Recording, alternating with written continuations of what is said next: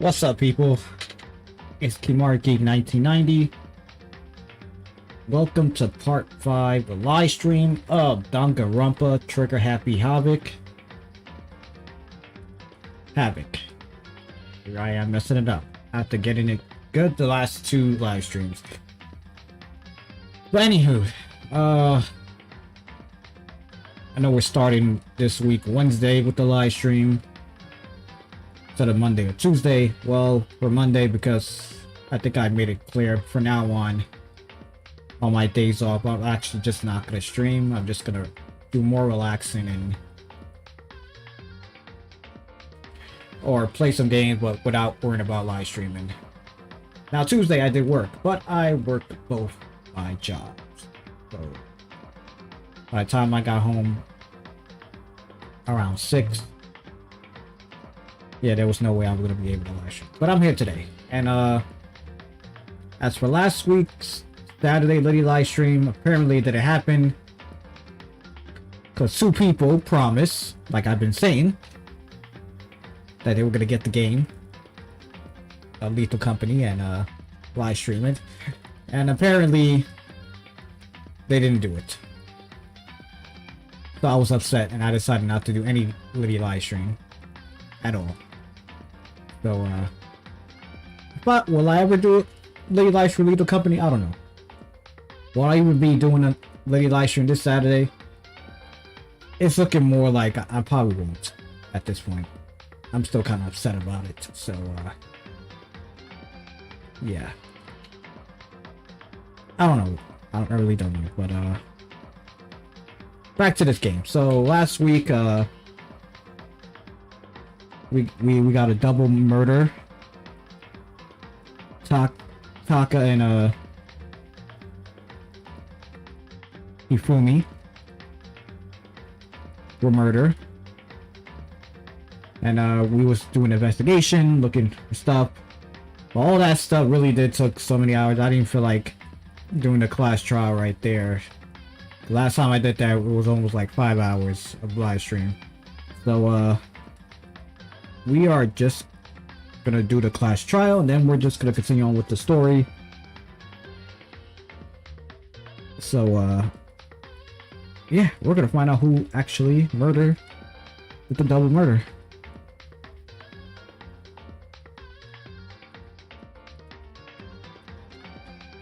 That's basically it. That's all I gotta say. So if you're new to this channel, new to this live stream, or gonna watch this as a video once this live stream ends, please hit that subscribe button and hit the notification bell. Get this video awesome thumbs up. Also, I appreciate we share this video to other people.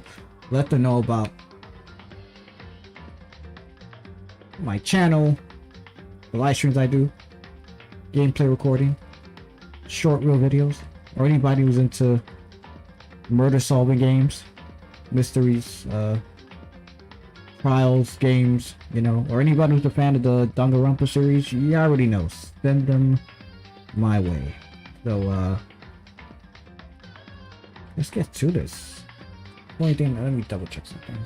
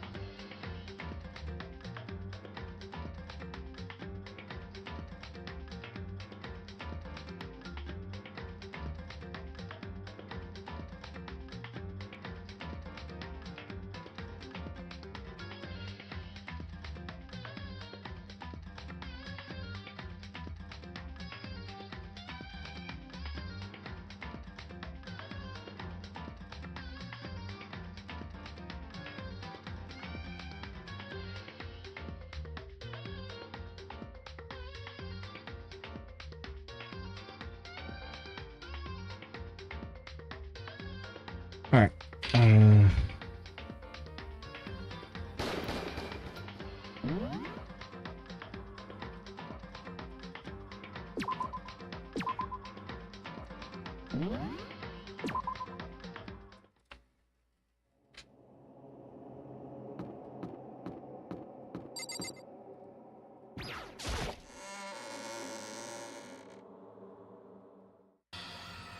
Everyone had heard Monokuma proclamation, and they were gathered by the red door.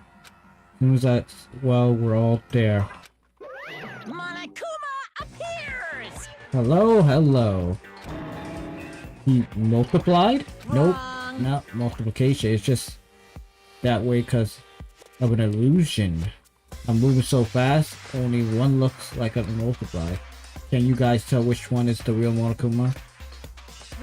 Can we just get on the elevator already? Oi. You're not playing along? We're not here to play with you. Okay, fine. Hey. Then if everyone's here and ready to go, please aboard the King train elevator. I'll see you guys down there. Let's go. Okay then, shall we? Please. Hold on, I'm not mentally prepared yet. You never be mentally prepared. You can't run away anymore, hero. You're gonna pay for your sins. What the heck? I told you already, I didn't do it for serious. That reminds me, did you ever find the other costume or no?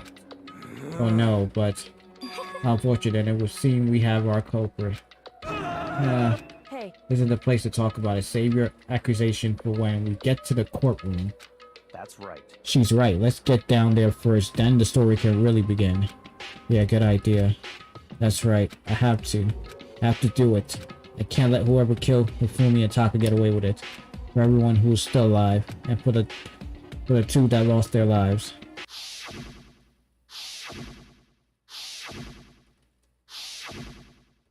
Yeah.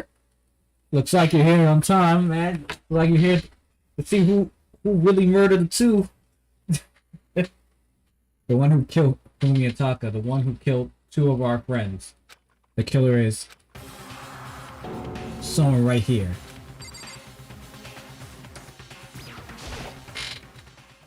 Let's take one last deep breath and exhale slowly. I had no service, although I'm driving. Oh damn.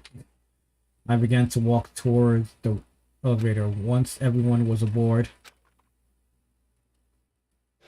the door closed on their own, and the steel box began to move. The clock of the elevator kept us company as we fell further and further. And it's like less people, too. This shit was packed at the beginning of the game. Now it's just less.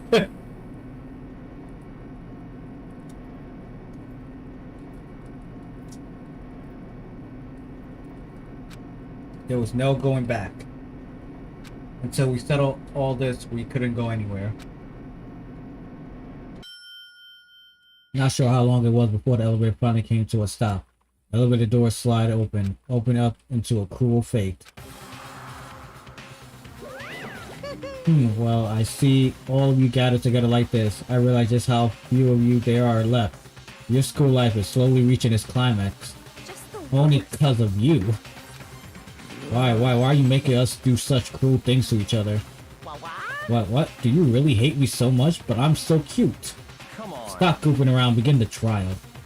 Don't rush me, of course, I'm gonna start it.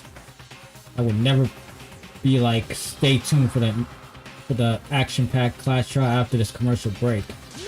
I never hold out on you like that. Okay, let's begin. Get to your assigned seats. And so the curtain opened once again.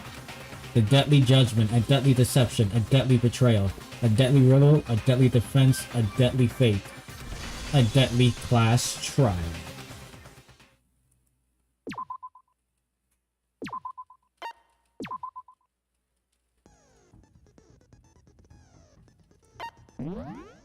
Did we get any new skills? Yo, we didn't get no new skills besides the same fucking ones.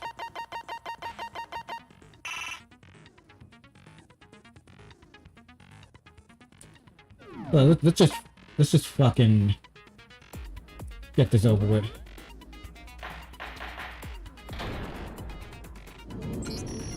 Let's begin with a basic explanation of the class trial. So, your votes will determine the results. If you can figure out who done it, then only they will receive punishment. But if you pick the wrong one, then I'll punish everyone besides the blackened, and the one that deceived everyone else will graduate. Now then, to begin with, We already know who did it. was that? It was Hiro. He does not have an alibi for when the murders took place, and we found him in that suit. Don't try and deny it. You killed them. Damn. I didn't! Someone knocked me out! I was asleep the whole time! I don't know anything about it! Shut your murdering mouth, murderer! Who are you calling a murderer? I am sorry to say, Hiro, but we do have evidence. Blueprint for the suit.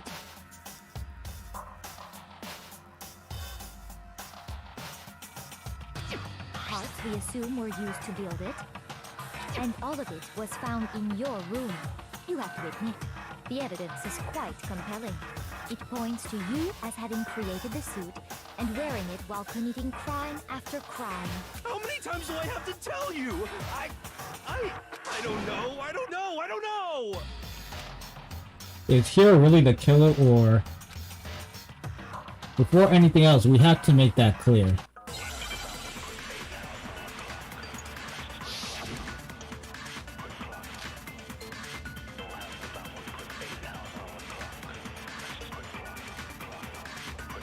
Everything we found in your room. The blueprints, the suit parts, they are all proven now. No, it's wrong. You're wrong!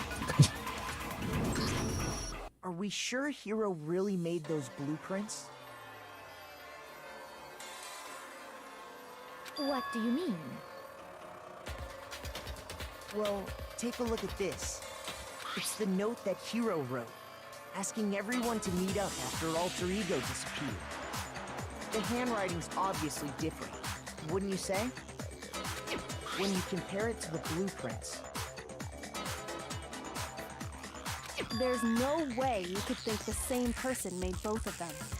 Unless that person made it a point to disguise their handwriting. No, the differences are bigger than that, I think. Come on! I'm not smart enough to think of trying to change my handwriting anyway. So Makoto, are you saying you don't think Hiro's the culprit? And he is not the only one. I think Hiro is innocent as well. Then who was in that Robo-Justice suit? Is it like Hiro said? Was there really someone running around in a second suit? The suspicious individual hidden within the suit. Go ahead, Makoto. Tell them who it was. And of course, he passes off to me. So, who was in the Robo-Justice suit? The suspicious in. I think we're gonna have to choose Hiro. I got it! Other than Hiro, I can't think of anyone else it could have been. Obviously, he was the one in that particular suit, and we never found any kind of second suit. Then there can be no doubt. Hiro is the prime suspect. That doesn't make any sense. You just said Hiro didn't do it. It makes perfect sense. Hiro was the suspicious individual in the suit, but he's not the culprit. So what you're saying is... That's right. The culprit in this case has nothing to do with being in the Robo-Justice suit. What? Now that's a bold assumption. And what reason do you have to make such a statement? You do have a reason, yes? Of course. But before we get to that, there's something else we need to clarify first. So let's get that out of the way. Hey, stop trying to boss us around! All things have a proper order. So what is it? What needs to be clarified? We must clarify the method of transportation for Taka's lifeless body. It would seem that his corpse was moved using certain particular items. Makoto, can you tell us what they were?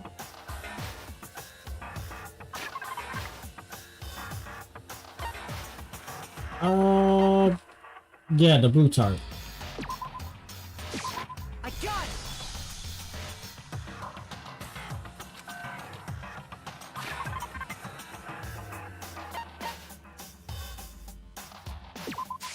I got it! They were A dolly and a tarp, right?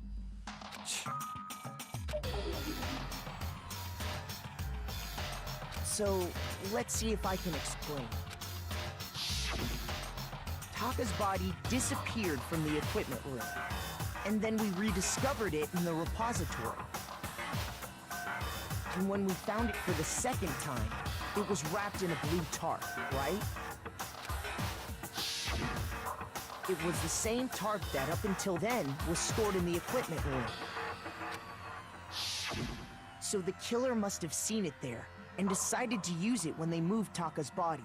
That way, they wouldn't leave any bloodstains while they were moving it. Okay, that explains the tarp. And the dolly? Same thing. I'm sure the dolly was in the equipment room when we first found Taka's body there.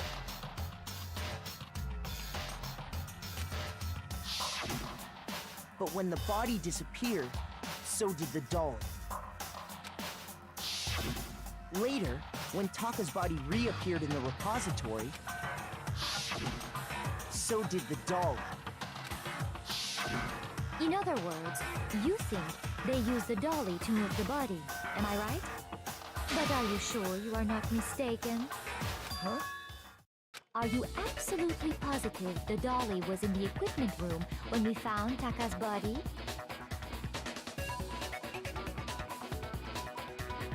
That dolly was made specifically for moving large objects between the repository and the art room. It would be very strange indeed to discover it had made its way to the equipment room. Is it not possible that it was in the repository all along, and you simply didn't realize it? She's raised an objection. How do you respond? There is no shame in being wrong, and nobody expects much from you anyway. We have all accepted the fact that you rarely understand what is going on around you. Oh, I never had anyone sound so nice while being so mean, but maybe I can change her mind. If I could just explain to them why the dolly must have been moved from the equipment room to respiratory. The moved element has been added to the bullet time battle. Would you like to hear more? Yes. What is this? Let's talk about reloading. Starting with the next bullet time battle, we're gonna add one more ingredient to the... On the bottom screen underneath the temple marker, you see an ammo count. Up until now, there hasn't really been a limit on how you destroy your opponent's statement. But for now on, just lock it on and pressing the triangle button won't be enough to handle them. Now it will cost you 1 bullet to destroy a single mark. Once you run out of bullets, you can't destroy any more statement, no matter how locked on you are. However, you can reload by pressing the square button. Just like locking on, you'll have to press square in time with the temple marker. Basically, just remember that the square button now has a function along with the X and triangle.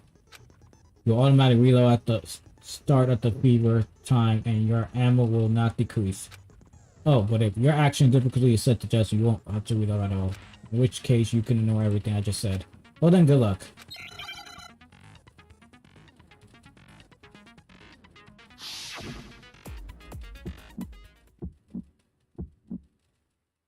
You have it wrong. I cannot agree. You are a fool. So pathetic. Lies will get you nowhere. Do your worst. Away with you. You miserable wretch. I cannot agree. You are a fool. Lies will get you nowhere. Do your worst, you miserable wretch. You have it wrong. I cannot agree. You are a fool. So pathetic. Lies will get you nowhere. Do your worst. Away with you. You miserable wretch. I cannot agree. You are a fool. Lies will get you nowhere. Do your worst, you miserable wretch. You miserable wretch. You have it wrong. I cannot agree. You are a fool. So pathetic. Lies will get you nowhere. not agree. This should prove it. Whew! I thought I was gonna lose that one right there.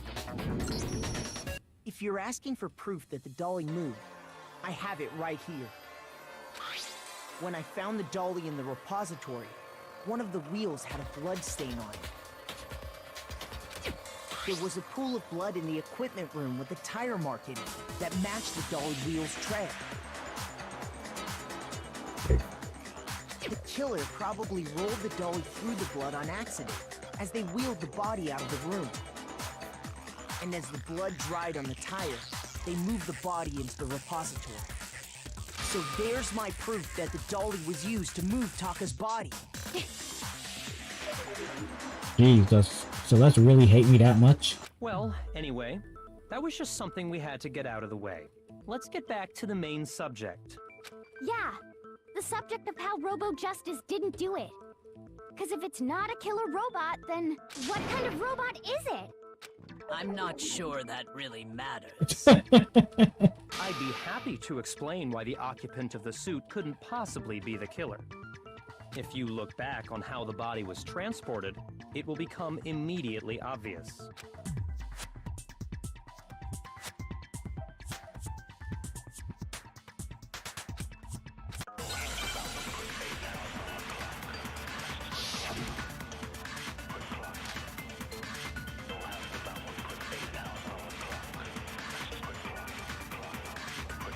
As we know, Taka was killed in the equipment room.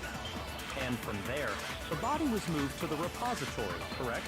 Yeah, the culprit wrapped the body in the tarp, then loaded it onto the dolly and wheeled it off, right? Now, keep in mind that the dolly doesn't have a handle. Well, yeah, but even without a handle, all you'd have to do is bend over. Then you could push the dolly no problem. Ah, I fucking miss it. So the killer just crouched down and carted the body off to the repository. If you accept everything we just said, then you must realize that whoever was in the suit couldn't possibly be the culprit. Sorry, I don't think I realized anything.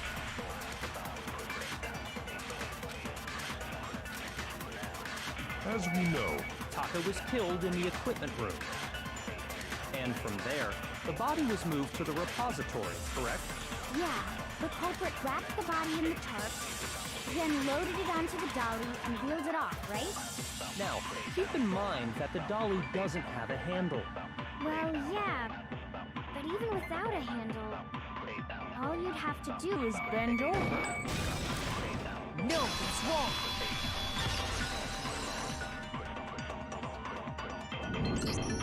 You're absolutely right that you could push a dolly without a handle if you stoop down low. But if you were wearing that suit, do you think you could actually get into a position like that? What do you mean? Think back to what you said when we were all checking out the suit together. Remember? I'm blind at the back here. I can't see my feet at all. I'm surprised you got anywhere in the suit. Clearly it wasn't me. Not to mention, you totally can't bend at the waist. Seemed like a pretty obvious oversight. When you're in that suit, not only can you not see your feet, but you can't even bend at the waist. Am I right about that? Now that you mention it, yeah. It seems like it'd be awfully hard to push that dolly if you couldn't bend over. Well, what's to stop you from simply pushing the dolly with your feet? When you can't even see your feet? You really think someone could kick the dolly all that way? Yeah, it'd be totally impossible. Not that I can say for sure myself.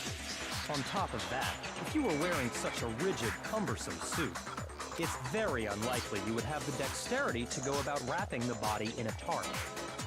Well, I mean, isn't that just a matter of taking off the suit when you're ready to move the body?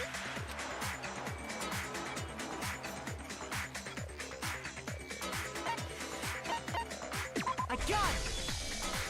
I don't think taking off the suit was an option. If you remember...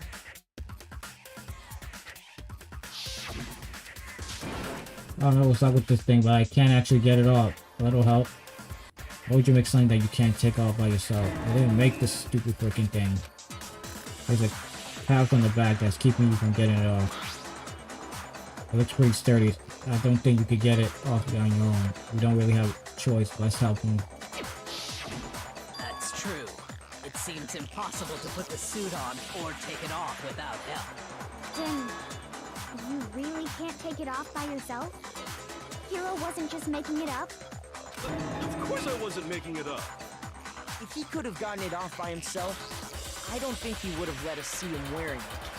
Showing up in the suit was basically an invitation for everyone to suspect it. Yeah, that's right. So, it's really, really true that Robo Justice couldn't have moved the dolly?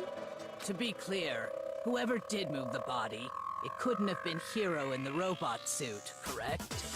No, wait. Just a second, if you please. Have you forgotten about the picture that I took?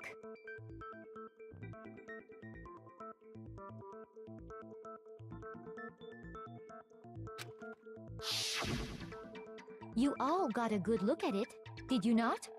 The image of Hifumi being dragged away by Robo Justice? If whoever was in that suit is not the culprit, how do you explain that? Besides, do you remember what the now deceased Hifumi said?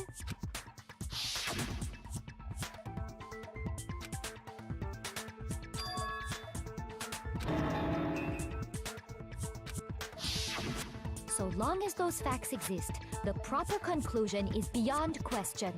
The individual inside the suit and the culprit are one and the same. It was Hero, without a doubt. Yeah, that's gotta be right. Hold on a second. It's still far too early to reach that conclusion. Besides, there's no hurry to decide who did it. Before we rush to a verdict, shouldn't we explore every single possibility?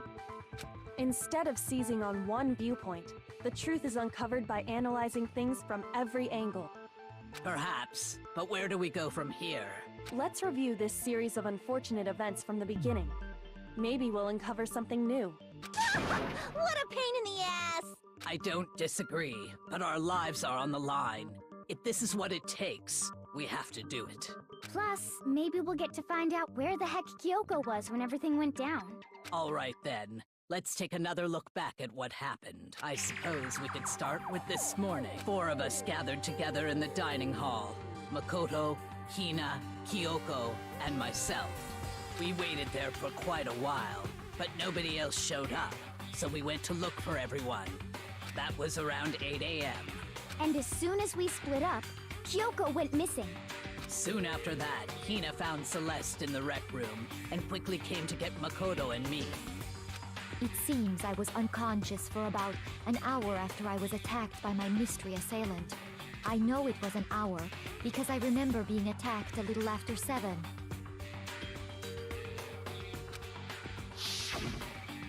That was when we saw Celeste's picture and discovered that her assailant had been wearing a strange costume.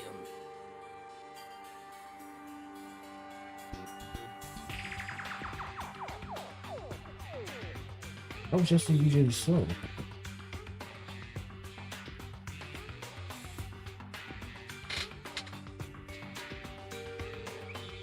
As it turns out, it was Robo Justice. It also soon became clear that this same Robo Justice had abducted Hifumi.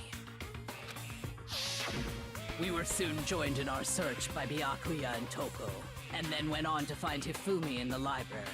He was injured, so we took him to the nurse's office and resumed our search for the suspect. But not long after leaving the nurse's office...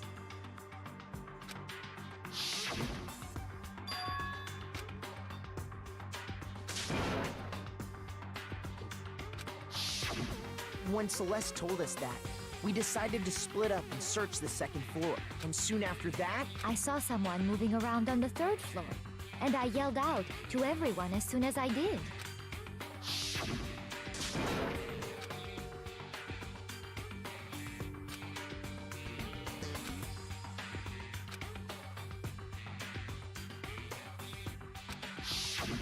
and then...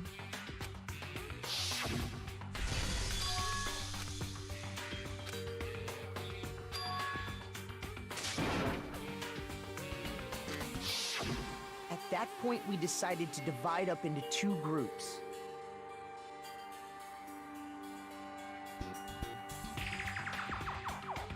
Celeste, Hina, and I went back to the nurse's office, while Sakura, Byakuya, and Toko chased after the suspect. When we got back to the nurse's office, we found Hifumi. And that's when we heard the body discovery announcement. I left Celeste and Hina there and headed back to the 3rd floor to let the others know what had happened. Meanwhile, we had just discovered Taka's body in the equipment room. We must have found both bodies at almost exactly the same time, because we heard the same announcement not long after we discovered his body. And that's when I told you guys about Hifumi. Then the 3 of us headed for the nurse's office. But right after we left the physics lab, we ran into Celeste, who'd arrived after us. And she told us something very surprising.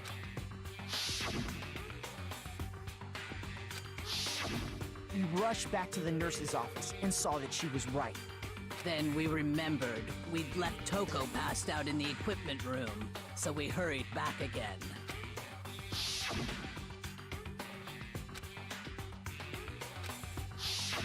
But when we got there, we discovered that now Taka's body had also gone missing. Next thing we knew, we were searching the school for 2 missing dead bodies. And after some talk, Celeste informed us that she'd found the bodies, and we all headed to the repository, which is where we rediscovered the corpses. I think that about covers it. I see. The whole thing sounds exceptionally complicated. It certainly seems to me that these are not a simple series of connected events. Okay, well, if that's true, then what? Rather than a single series of events, I think we have to consider each murder a separate situation. And from there, we can uncover the contradictions surrounding all of them. Now then, let's get started, beginning with what happened to Taka.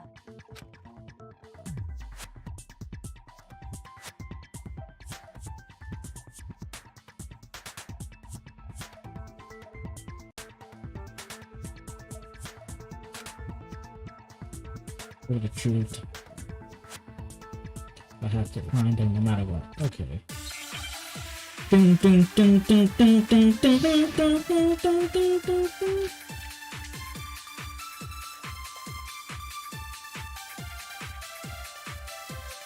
So, regarding Taka's death, I wonder if he died before Hifumi, or perhaps it was after? We already know what order they were killed in. Taka came last what makes you say that? because of the numbering of the justice hammers. Shoot! Bro, damn. So, regarding Taka's death, I wonder if he died before Hifumi, or perhaps it was after? We already know what order they were killed in. Taka came last What makes you say that? because of the numbering of the justice hammers. Shoot!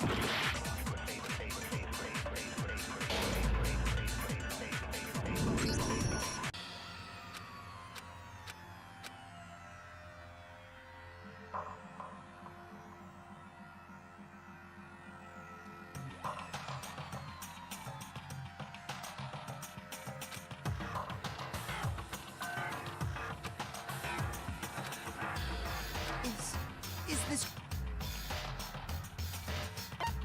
I refuse to give up yet!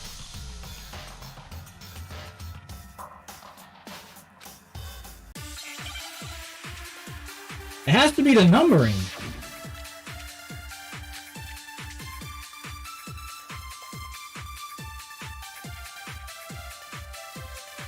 So, regarding Taka's death, I wonder if he died before Hifumi, or perhaps it was after? We already know what order they were killed in. Taka came last What makes you say that? Because of the numbering of the Justice Hammers. It's true that Hifumi was killed with Justice Hammer 3, while Taka's death came from a swing of Justice Hammer 4. See? So it's obvious Taka came after.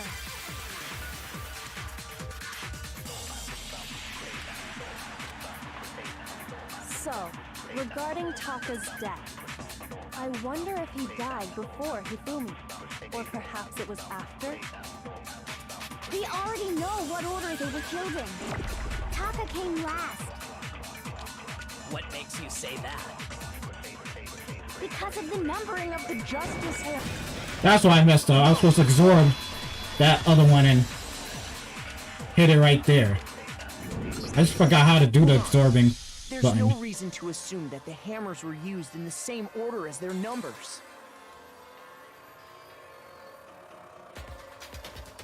If anything, that's just another way the killer tried to disguise their actions. So you're saying the culprit wanted us to think the hammers were used in order, but in reality, Taka was killed before Hifumi? Okay then, let's see the proof.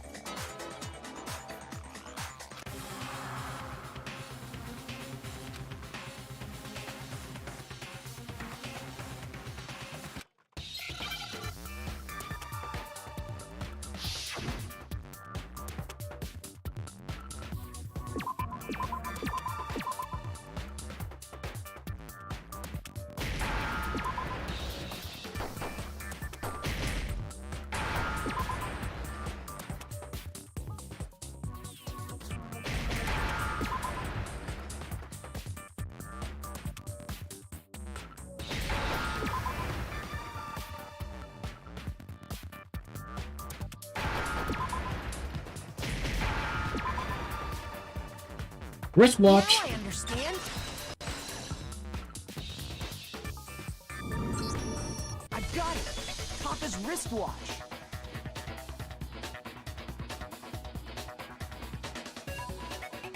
See? Look. It broke with the hands pointing just past 6 o'clock. It must have gotten broken when he was attacked by the killer. Because as of last night,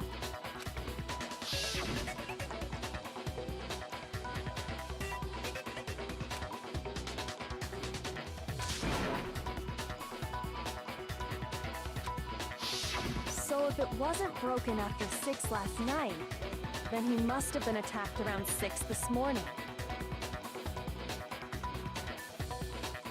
And that would be his official time of death. But if that's true, then he was killed well before Hifumi. And before Celeste was attacked this morning, which happened around 7. That's right. Taka was killed before any of the other incidents took place. That simple fact slipped past all of us. We made the wrong assumption about the order of events, all because of those justice hammers. That's exactly why the culprit wrote the numbers on each hammer and had them increase in size. That way, when we saw how they were used in each incident, we'd easily make that wrong assumption. Ooh. Now, if Taka was killed around 6, then everyone's alibis for his murder go out the window. Because when he was killed, we hadn't met up in the dining hall yet. That may be true in the case of Taka's murder, but all of our alibis still hold true for Hifumi's death. That's right. With him, at least, we're all safe.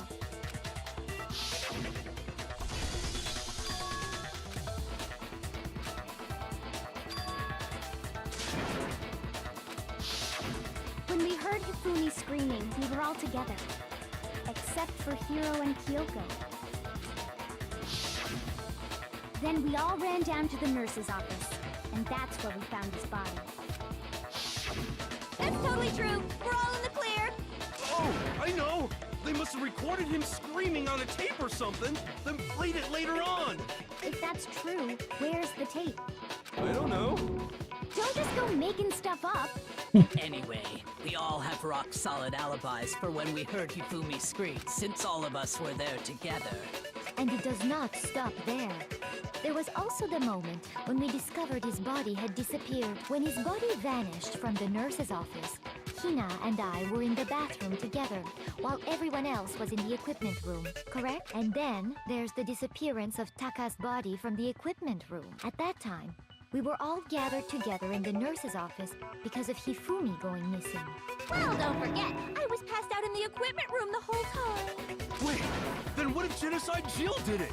She could have dragged Taka's body out of there right then. Even if she could pull that off, there's no way she could have done the same with Hifumi's body. Because, as we just established, she was passed out in the equipment room when his body disappeared. Besides, I didn't do either of them anyway. In other words, it is impossible that any of us could have killed Hifumi or moved either of their bodies. On the other hand, Hiro and Kyoko had disappeared, so they most certainly could have done those things. So what now, Kyoko? Oh boy, give me a second, guys. There's a random number. Hello.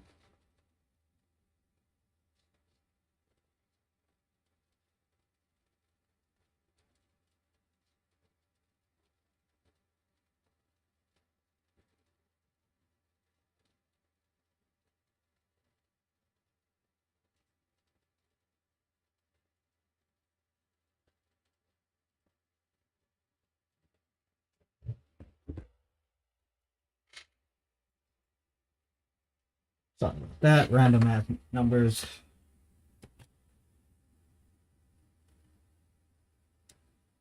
For now, we can't get fixated on who did it, or we'll just keep going around in circles. So instead of who, I propose we start talking about how. In particular, I think we need to figure out how Hifumi's body got moved. That's true. We searched everywhere, but we couldn't figure out how to explain his body disappearing. And according to what Celeste said,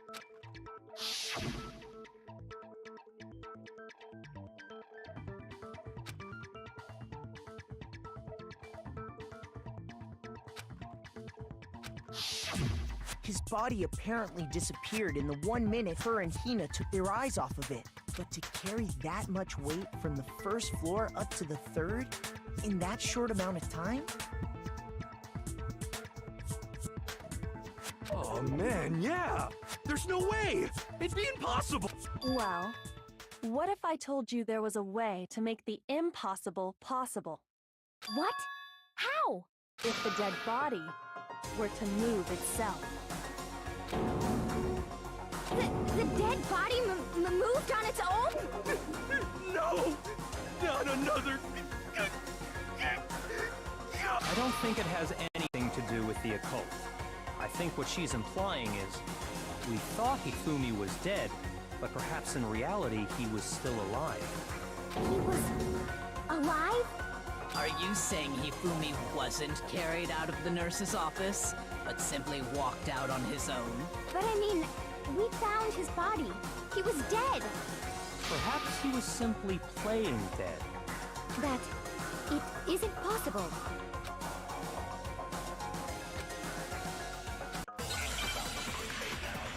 Yo, this is getting interesting.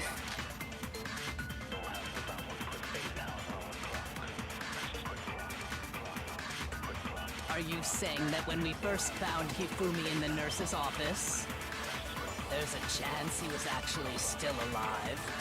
No, it is impossible. Hifumi was dead, without a doubt. And you know that how? Surely you heard the body discovery announcement along with the rest of us. Hifumi's dead body had been found. And that is why the announcement was made. Are we really so sure about that? Maybe the announcement was intended to signal someone else's discovery. Are you saying that when we first found Hifumi in the nurse's office, there's a chance he was actually still alive? No, it is impossible. Hifumi was dead, without a doubt. And you know that how? Surely you heard the body discovery announcement along with the rest of us. Hifumi's dead body had been found. And that is why the No! You were supposed to Are we shoot! really so sure about that? Maybe the announcement was intended to signal someone else's discovery. You're supposed to shoot it! Man, not absorb! Are you saying that when we first found Hifumi in the nurse's office, there's a chance he was actually still alive? No, it is impossible. Hifumi was dead, without a doubt. And you know that how? Surely you heard the body discovery announcement along with the rest of us.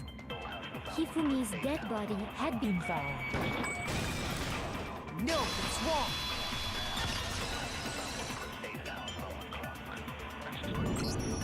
Was the body discovery announcement that was made really intended for Hifumi? Of course it was. The announcement played right after we discovered his body. Maybe. But that was also the same time that Taka's body was found. That's right. It wasn't long after finding his body that we heard the announcement. So there's a good chance we've made a mistake in there somewhere. I think we've confused whether the announcement was for Hifumi or Taka. First of all, if 2 bodies had been found, there really should have been 2 announcements.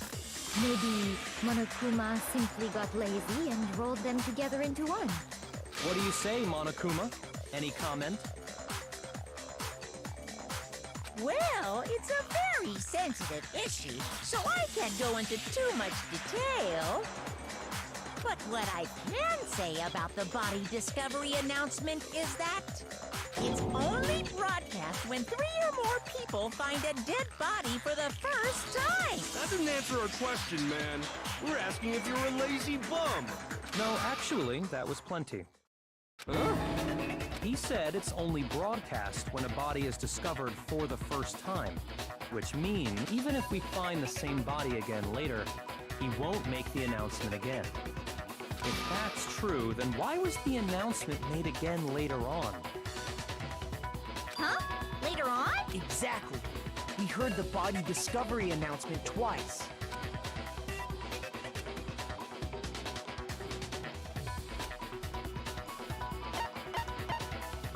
I got it! We heard it a second time in the repository, when we rediscovered the 2 bodies.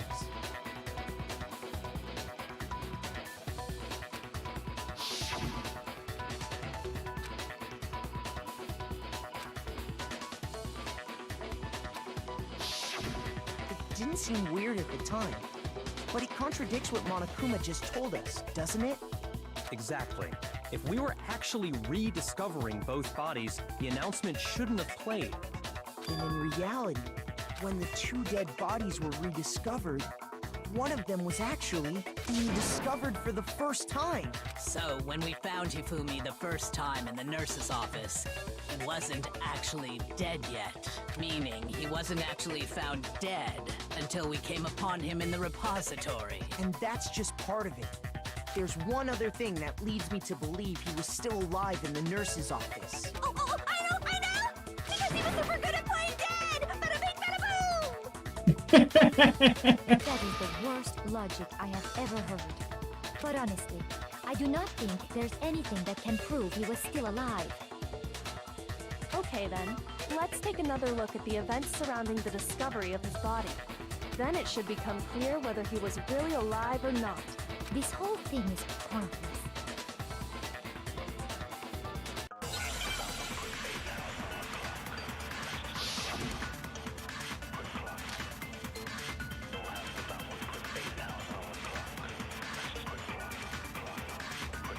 Well, here's one thing we do know.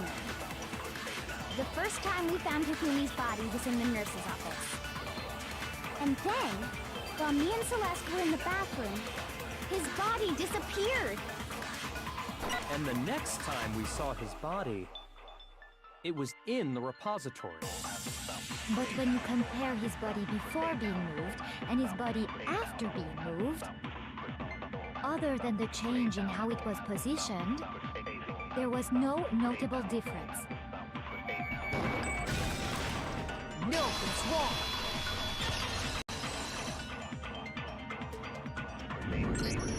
In fact, there was one clear difference between Hifumi in the nurse's office and the repository. his glasses. That fact alone proves that he was only playing dead in the beginning. Perhaps you'd like to fill the rest of us in?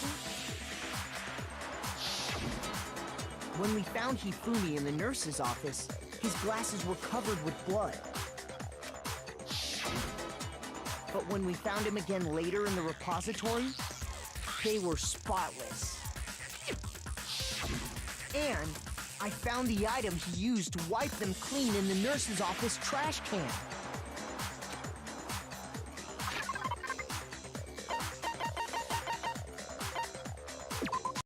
The glass. The cleaning cloth. Glasses cleaning cloth featuring a certain cartoon mascot. One look at the bloodstain on the cloth should make things clear. This piece of cloth was used to wipe Hifumi's glasses clean.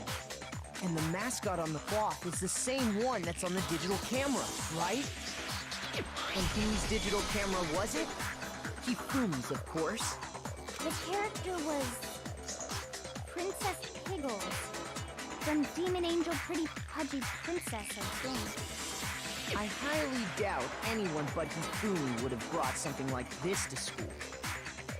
I see your point. And the only people here who wear glasses are...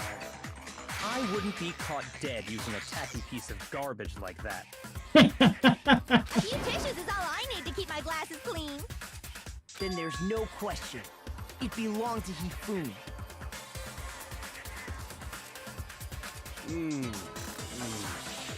So what you're saying is... what exactly?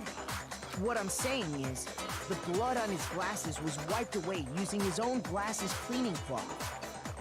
Even if that is true, it does not mean he wiped the blood off himself. But who would benefit from a clean pair of glasses other than the glasses owner? That's a good point. Then it must have been him, right? So let's assume that Hifumi was still alive in the nurse's office. He pretends to be dead. Then when he's alone, he wipes his glasses clean so he can see. Then he stands up and walks out on his own 2 feet. And with that, the impossible task of moving his copious corpse becomes possible, wouldn't you say? But then, if he was just pretending to be dead, what was with all that blood? Was it paint or something?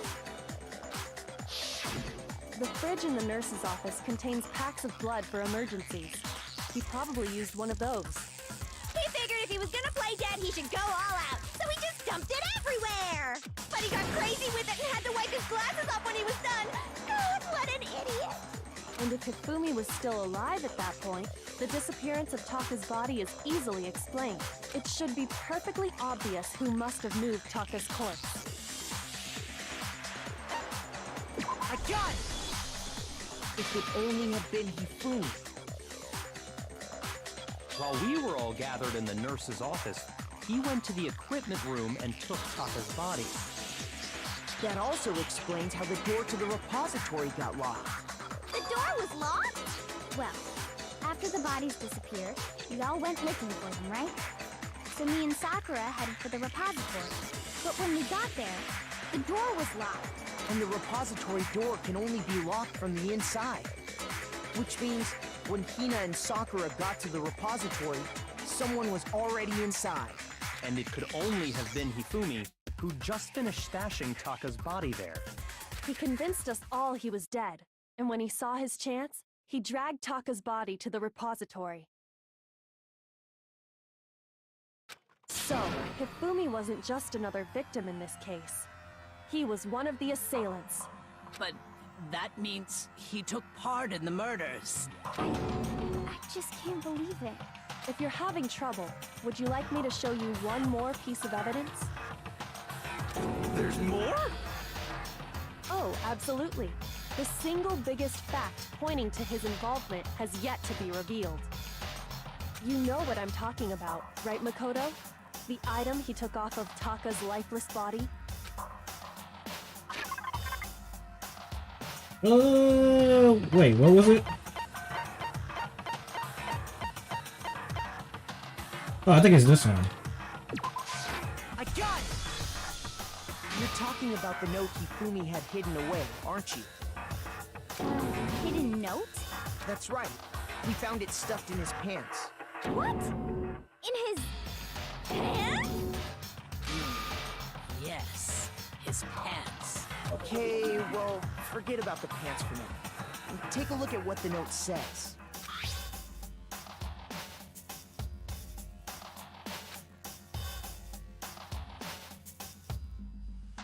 Ah, that's the note I was telling you about. The one that told me where to go. Huh? Wait, this one's a little different. In my note it said, Monokuma can't find out, so don't tell anyone else for now. Let's meet in the rec room at 1 a.m. I see. Then this note isn't the same one Hiro got. It's not the same? In other words, the killer got in touch with another person besides Hiro. And that person could only have been... I got it! Taka. That's right! Taka! The killer used this note to draw out Taka and murder him. Hello? Over here! Objection! Objection! I don't really understand what's going on, but Hifumi had that letter, right? So whoever wrote it wasn't drawing out TikTok, they were drawing out Huffy! Just to be clear, TikTok is Taka and Huffy is Hifumi, right? Oh, yes! Why must you ruin it every time? Man, just a serious scare, but still, I can't let it get to me.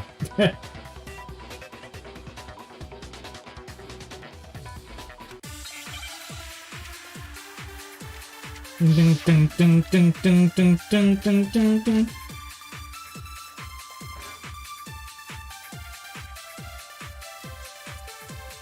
Huffy had the note, right? Then the person it was intended for must have been Huffy! But remember what the note said. What time did it say to meet? 6 a.m., I believe. The time doesn't matter! The note has nothing to do with TikTok! No, that's wrong! You're wrong.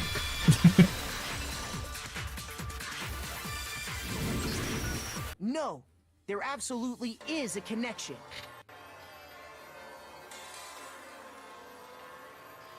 And we'll find out about that after I use the bathroom.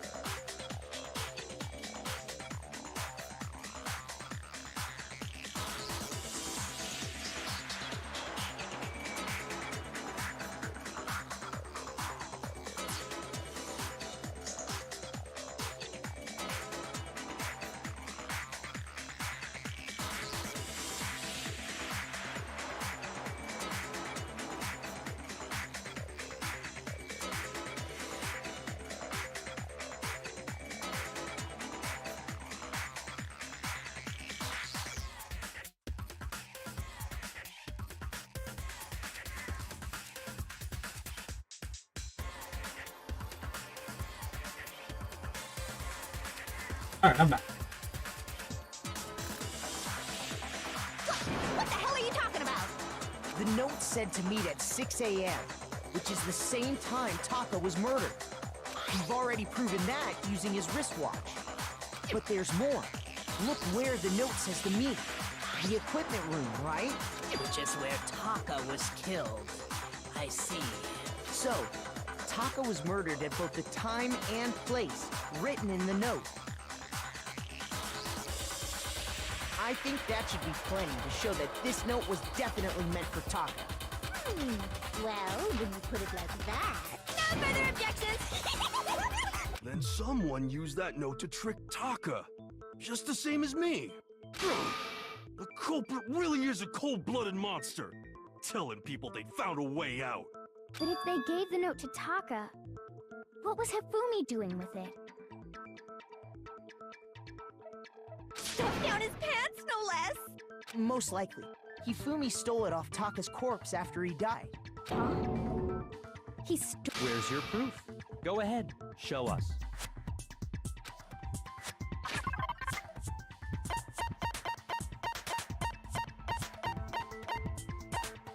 Oh yeah. I got it! When I searched Taka's body, I saw that his lifeless hand was gripping a small scrap of paper. If I'm right about this, the sheet of paper this piece came from is... I knew it! It fits perfectly with the note we found hidden on Hifumi. Then Taka's scrap and Hifumi's note. Yup, they're from the same piece of paper. Hifumi had the note meant for Taka, while Taka's corpse still grasped a small piece of that note. There's only one way to explain it. Taka died clutching the note. Hifumi tried to free the note from his death grip, leaving behind only one small scrap. Did I get all that right? That means Hifumi knew the note was important. Exactly. Which proves that he was an accomplice in the murder. Whoa. Yeah. After seeing all this, Hifumi was super involved in this whole thing for sure. In fact, he was behind the whole thing. In fact, he's still alive! Sorry, no. When we found him in the repository, Hifumi was truly and complete. The second body discovery announcement proved. So then, who killed Hifumi? Whoever did is the mastermind, the true killer. He was killed in the repository, so he must have been killed not long after transporting Taka's body.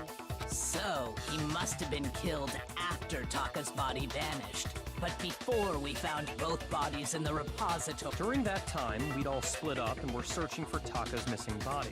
In other words, during that time, none of us have alibis. Wait, but me and Sakura were together. Stop trying to steal the spotlight, you stupid walrus! Who are you calling a walrus? Anyway, when they were killed bothers me too. But there's something that's been bothering me even more. And what might that be? The weapon they used to kill Hifumi. The weapon? Yeah, because I mean, according to the Monokuma file, the way Taka and Hifumi were killed was almost the same, with them having similar fractures and all. But Justice Hammer 3 and 4 were still laying around in the nurse's office and equipment room, right? So if Hifumi was killed in the repository, the culprit would have had to grab one of the hammers, kill Hifumi, then put the hammer back where they found it. But wouldn't that be seriously risky for him? I'm surprised. It seems there's some semblance of a brain knocking around that skull of yours after all. What the? Hell yeah, it's packed in there good and tight.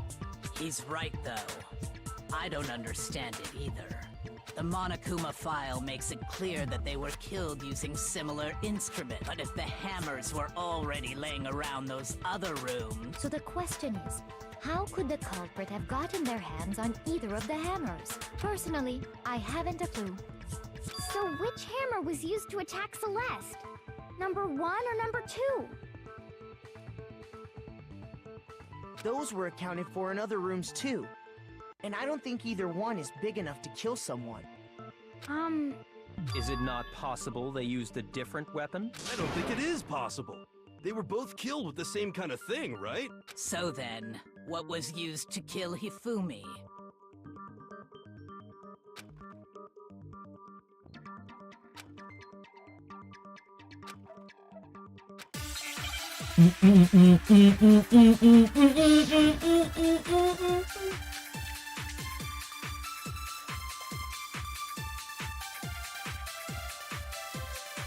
What was used to kill Hifumi? Was it Justice Hammer 3?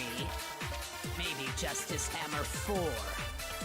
Well, whatever it was, there's one thing we have to figure out. How was the culprit able to move around so freely with the weapon? How did nobody witness them carrying it? Sounds like a Justice Hammer 5 is about to make its appearance! Check out murdergear.com/hammertime for more info! Well, one thing seems pretty clear. The murder weapon had to be one of the Justice. No, that's wrong.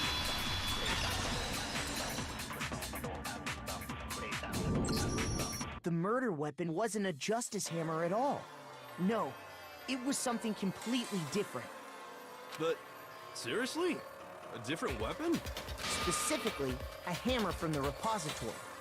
The killer could have easily used that to kill Hifumi. Now, all the hammers in the repository were covered in flecks of grit and debris, but for some reason, one of them had been scrubbed clean. Huh? And the reason it had been scrubbed clean was most likely because it was used to commit murder. If the hammer got covered in Hifumi's blood, of course they'd have to clean it off. I'd also like to point out that the repository has all kinds of hammers. Big ones, and even some flat, mallet-like ones. I think whoever made the Justice Hammers used those as a basis for their design.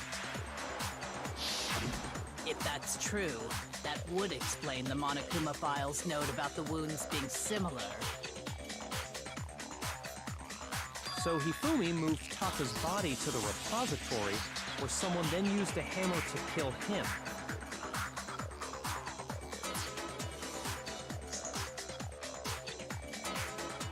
Whoever did that is the true killer. The one Hifumi was working with. And the one who betrayed him. Hold on a moment. I still think it's strange to assume someone was working together with him. The way the graduation rule works, there is no benefit to helping someone else carry out a murder. So the idea that anyone would work together like that is simply ludicrous. We talked about this, did we not?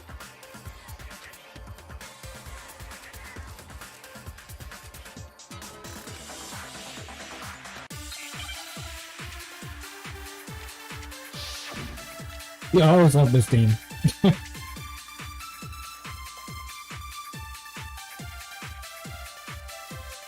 Based on the rules that have been laid out for us, even if more than one Yo, Noah, person what's up? complicit Welcome to the in live stream. How's it going? Only the one who actually carried out the act can graduate and survive. Assuming the rule holds true, it is simply impossible that two people work together on this. That is how the rule was explained to us. But that only really applies if there's one murder, right? In this case, however, There were No, no, he was not supposed to shoot that. You were supposed to absorb it.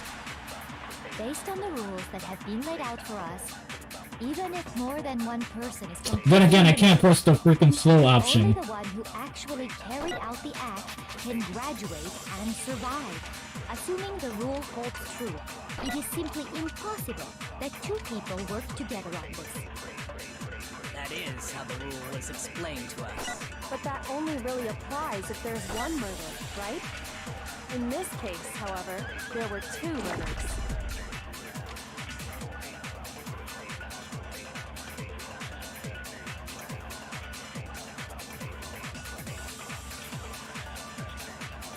What happened to Mondo? Mondo got executed. He was a murder for the second try. I'm doing fine. What is Celeste's ultimate talent? I guess I think it's the ultimate gambler. Yeah, I think she's the ultimate gambler.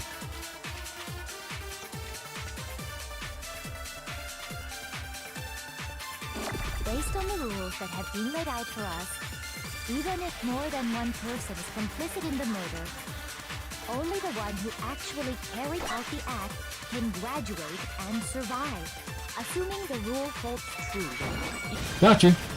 No, that's wrong.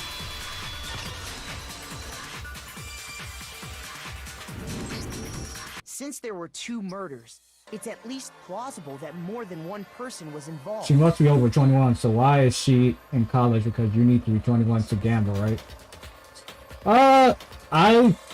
don't really know about that whole thing. I mean, anybody can gamble, whatever age they are. There's illegal gambling. I think illegal gamble don't really require what age, but if you want to do non-illegal gambling, then yeah, I think you need to be like at least 18 and up, depending on states, countries. Yeah. What do you mean? If there'd only been one murder, then yes, the idea of an accomplice isn't really worth considering. Naturally, if only one person can be saved per murder, an accomplice has no risk versus reward benefit. Risk versus reward. The payoff for working together. The reward that balances out the risk of taking part in a scheme. There's no point in being someone's accomplice if there's no benefit to you. However, if there were some potential mutual reward for the risk, then cooperation becomes possible. You're saying that two people could act as each other's accomplices to commit two separate murders. I think that's what the true killer told Hifumi. They would each have an accomplice for their crime. And based on the case's events, Hifumi would have been the first one to act, murdering Taka. They made him carry out the first murder so he couldn't back out of helping them later on. So in this case, there wasn't one single person committing multiple murders. Instead, each person killed someone, creating two separate incidents. And it only looked like one person because that's how the true killer designed it to look. A single suspicious individual, a similar weapon used in each crime, disappearing bodies. By creating one seamless set of circumstances, they made it look like one person was behind it all. The mastermind picked their target and managed to convince him to go along with their plan. Then why the heck is she in college? Why are they? This is not really a college. This is more like a high school type thing.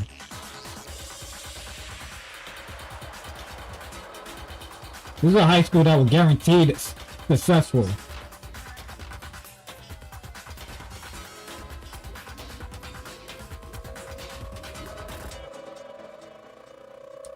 And then, to avoid the no accomplices rule, they simply killed their accomplice.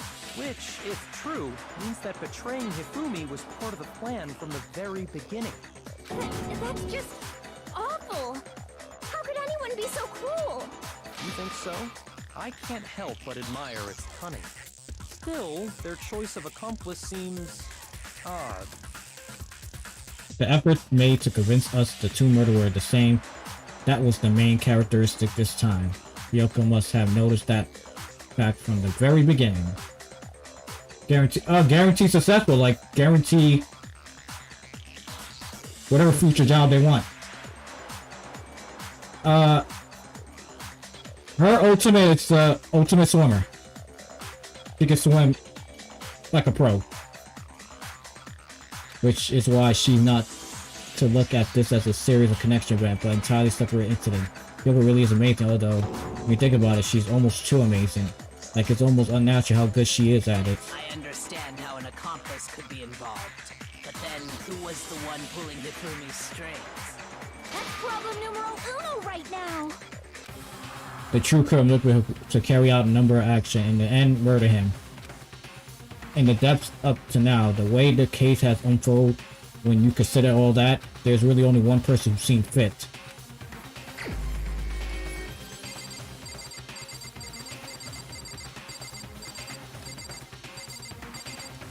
You, Here's Celeste. The answer.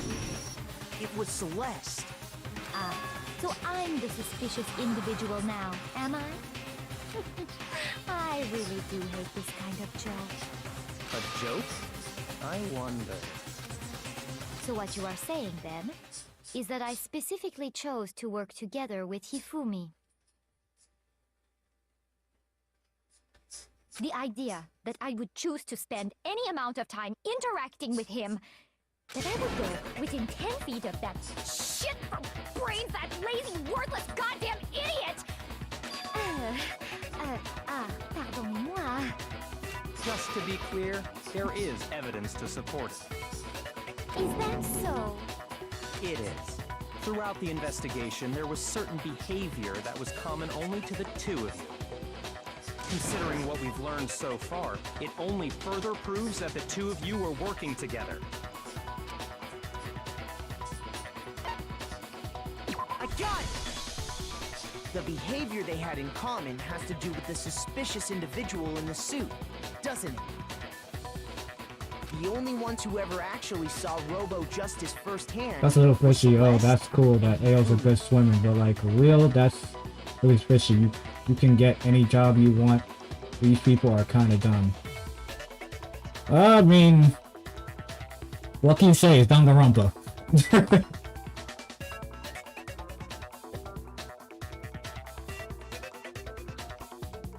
We don't make the story, they do. Shush, the adults are talking now. Oh, yo, somebody needs to slap Pagami, man. Like, somebody really needs to slap this guy. Sorry.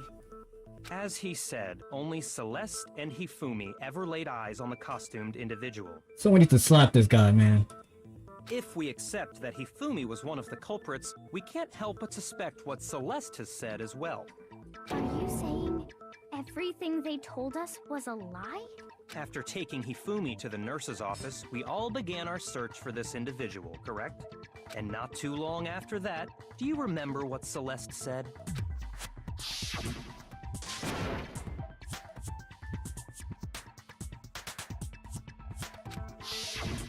We headed to the second floor specifically because of what she claimed to have seen.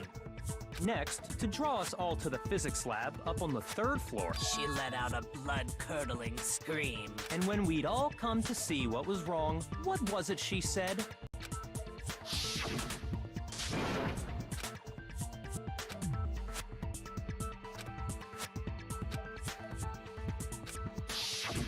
Once she'd done her job of getting us all up to the physics lab, it was time for her partner to get to work.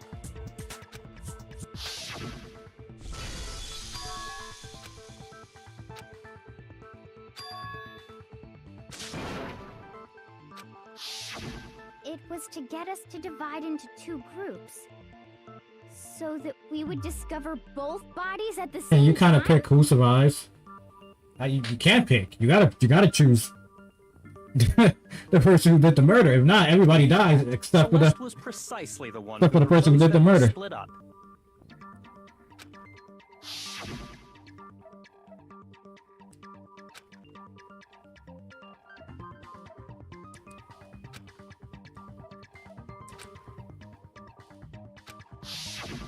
Well, if Celeste and Hifumi were working together, all those chance events suddenly become connected. No, you pick who's the one who did the murder. You don't just choose who dies. You pick who's the one that did the murder.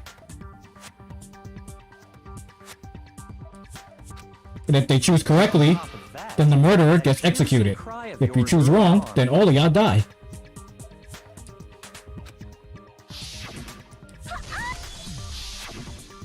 To signal Hifumi, wasn't it? It was your way of telling him, we're on the third floor, everything's going according to plan. Why else would you let out a scream that could have carried across the sea?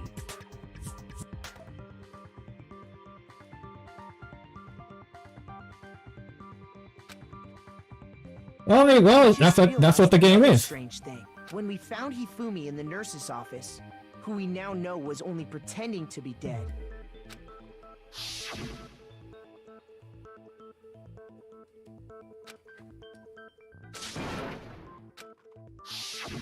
Celeste, you were the first one to say he'd been murdered.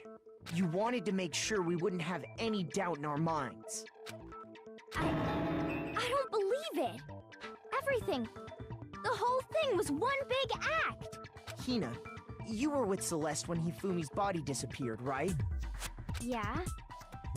I was feeling kind of sick, so Celeste took me to the bathroom. Wait! Then that was... She wasn't worried about you. She just saw a chance to help Hifumi sneak out of the nurse's office. Each piece isn't much by itself, but start putting them together and the picture gets very ugly indeed. Wouldn't you agree, Celeste? I have no idea what you mean. Don't bother trying to deny it. You made one fatal mistake. Oh, did I? I didn't even catch it myself when you first said it, but looking back, I can say that that one little slip-up was your undoing.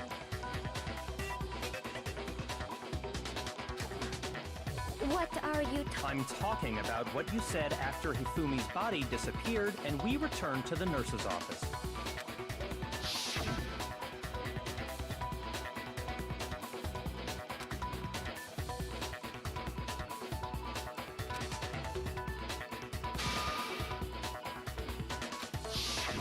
I remember her saying that too, but I don't understand what's so strange about it. Then pay attention.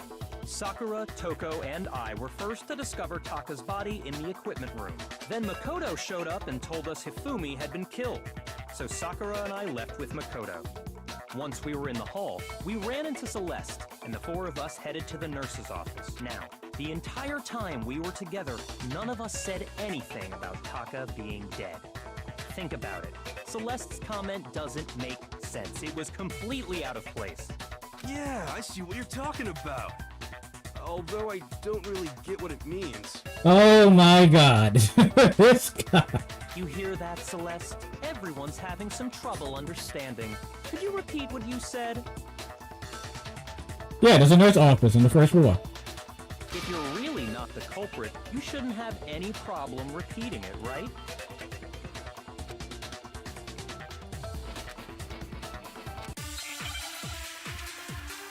Hey. No, there is no nurse in the game. There's a nurse office, though. All I said was, they must really be enjoying this. Enjoying the sight of us standing around, frightened and confused. They must be positively elated. We are all going to die here. We are going to die, just like those guys died. And that is all I said. And that's all it takes to finish this. It's obvious, isn't it, what was so strange about Celeste's comment?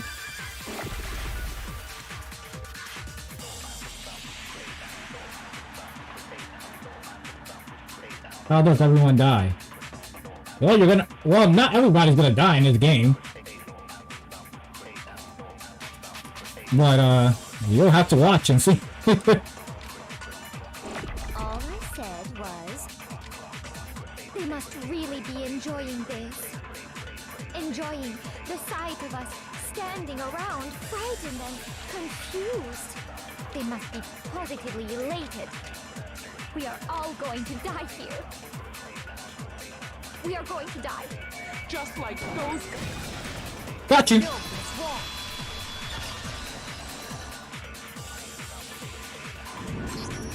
That's right. There's no reason Celeste should have said, just like those guys died.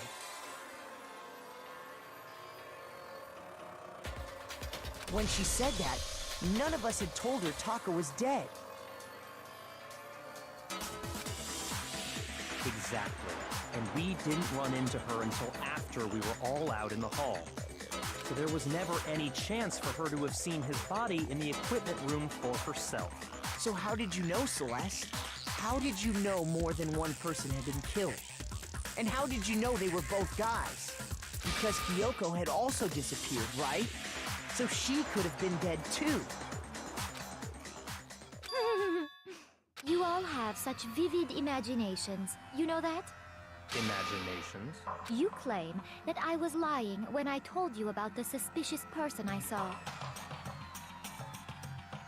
Then what about the picture I took? How do you explain this picture of the costumed villain dragging Hifumi away?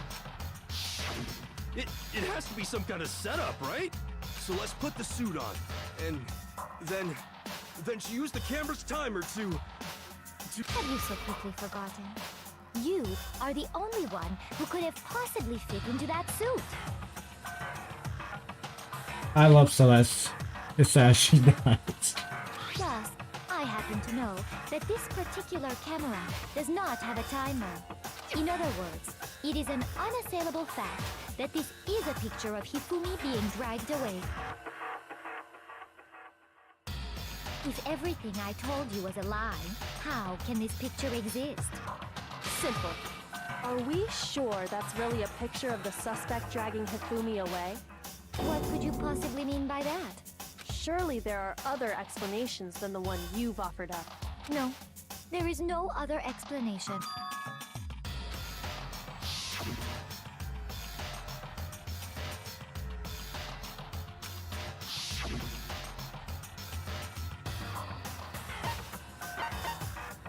I think it's this one. I got it!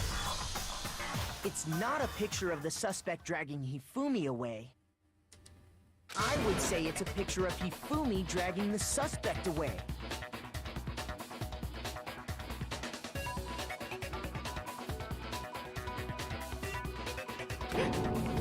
That's certainly within the realm of possibility.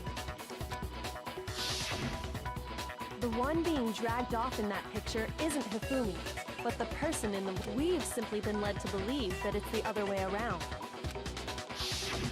And the strange costume might only exist to lead us astray even farther. If you saw someone wearing something like that in this situation, of course you'd notice and be suspicious. That's what happened! You put me to sleep and made me out to be the bad guy in all this! Such a thing is utterly impossible. Hifumi was dragging him away? Ridiculous. Is it? I don't think it's ridiculous at all.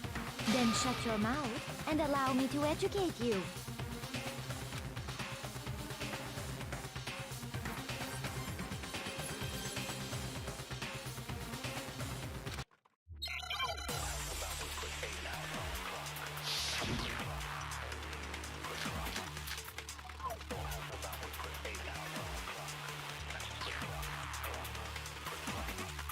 You dressed me up in that suit after I passed out! Then you just draped me across Hifumi and had him carry my weight! You tried to make me look like the bad guy! Like I said, ridiculous. As you can see in the picture, the suspect is standing perfectly upright.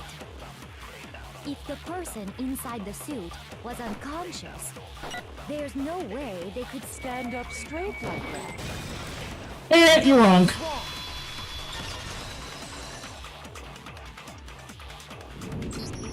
No.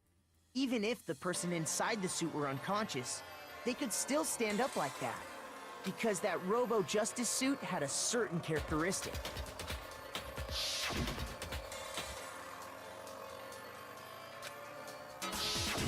That's right! They totally made a mistake when they made it, so it couldn't bend at the waist. I'm not so sure that was a mistake. I think the suit was designed from the beginning to be used the way it was. Uh-oh. Celeste and Hifumi took the suit they'd specially designed and stuffed Hiro into it. That's how they were able to fake that whole thing. The point of it all was to make us believe whoever was in the suit was to blame.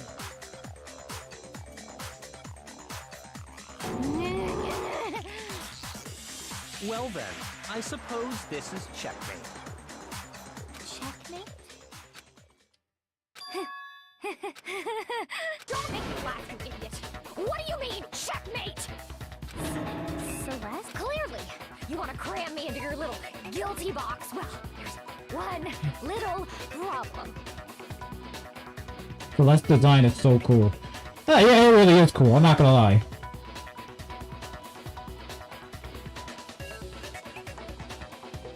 Scary to know if we can really do this in real life. Have you already forgotten what Hifumi told us as he lay dying?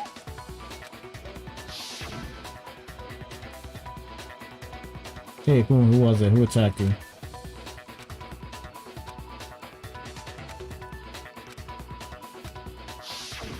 When we asked him who had attacked him, his answer was quite clear, was it not?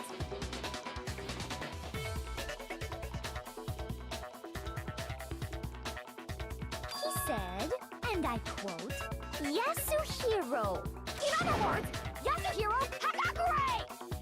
Wait! But my name isn't really Yasuhiro! It's actually Taro! Your confusing statements don't make any sense. You're only making things more complicated. He did say Yasuhiro. But are we sure he was really pointing the finger at Hiro? What the hell are you talking about? I'll burn you alive! Kyoko, what do you mean by that? Think back to how Hifumi used to talk to us. How did he refer to each of us? What? Wait. Oh, wait, I think it's the last name. I got it! That's right! Our last names! He called us all by our last names! Exactly. I know I heard him say Mr. Naegi more than once, for example. So if Hifumi did mean to say Hiro's name, he would have said his last name, Hagakure.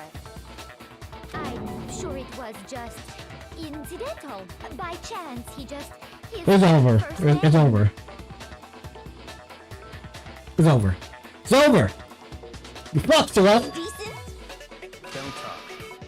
Random? Don't talk. Wasn't that a convenient explanation? Don't talk.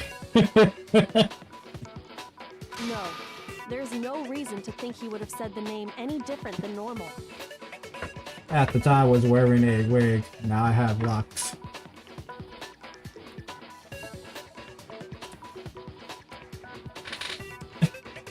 But he must have run out of energy before he could say any more. So Hifumi was trying to tell us the last name of whoever killed him? But the name he said doesn't apply to anyone here. Well, no. Hold on. There's one person it could apply to, and that's Celeste. She never actually told us what her real name is. What did you just say? To think you'd take your false accusation so far, I don't know whether to laugh or spit! Damn. Come on! Enough with your idiotic blather! Yasuhiro is a loser's name! Do I look like a loser to you? Well, do I? What? I think I've earned the right to be a little on edge. Man, she's aggressive. Okay, then fill us in. What's your real name? Make sure your ear holes are wide open and listen up! My real name is Celestia Ludenberg. Could you please stop making me repeat myself over and over again?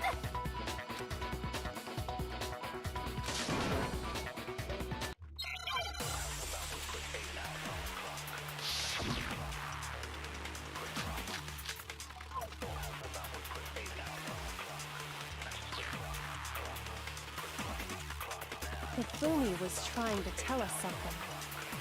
He wanted us to know the killer's last name, Yasuhiro.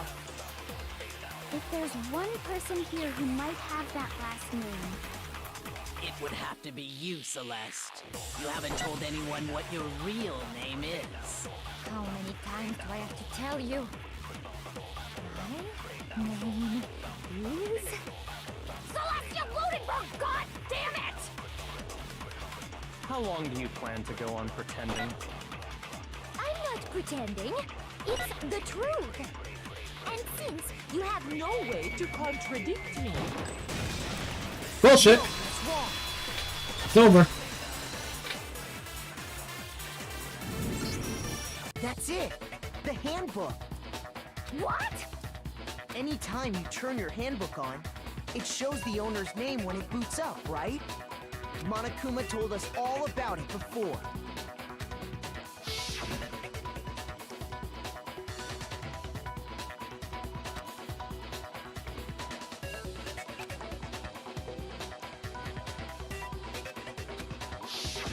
So all we have to do is check her handbook, and that'll clear up everything.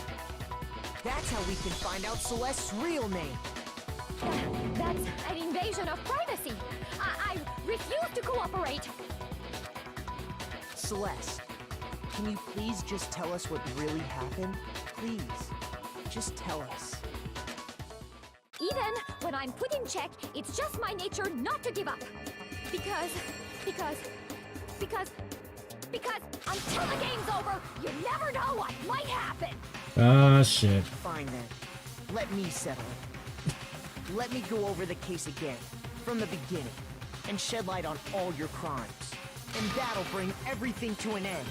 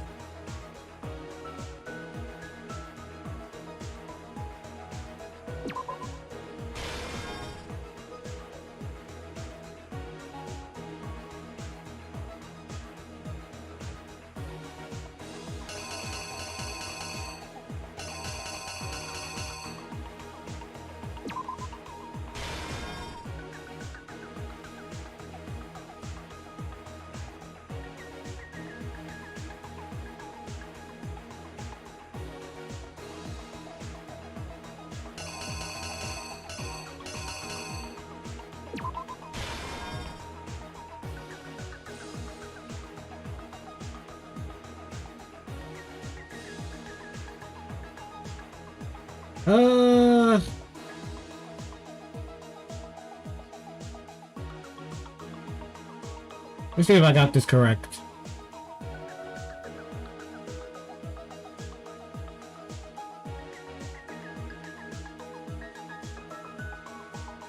Oh, I think I messed up on...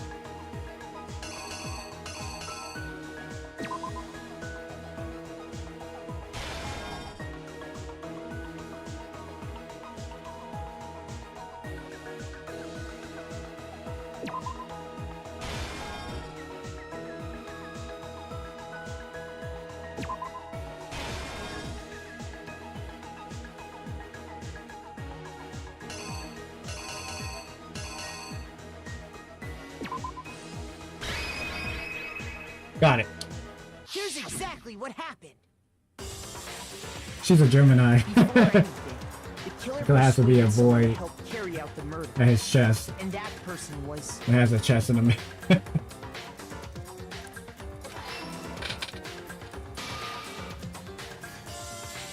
Hifumi. With an accomplice, the killer was able to execute a number of otherwise impossible schemes.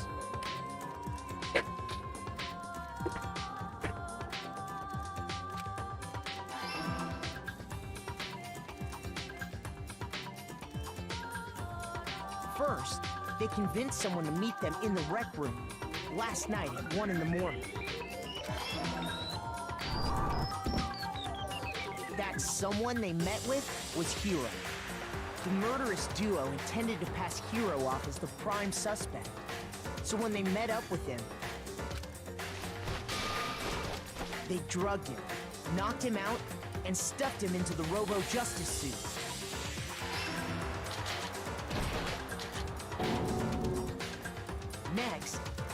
Hifumi positioned himself to make it look like Robo Justice was attacking him, while the killer used a digital camera to take pictures of the assault. They did all this just to create evidence that would put the suspicion on Hiro. When they were done with him, they shoved him, still unconscious, into the pool room locker. And then finally, at 6 a.m., they moved into the murder phase of their plan. They called Taka to the equipment room.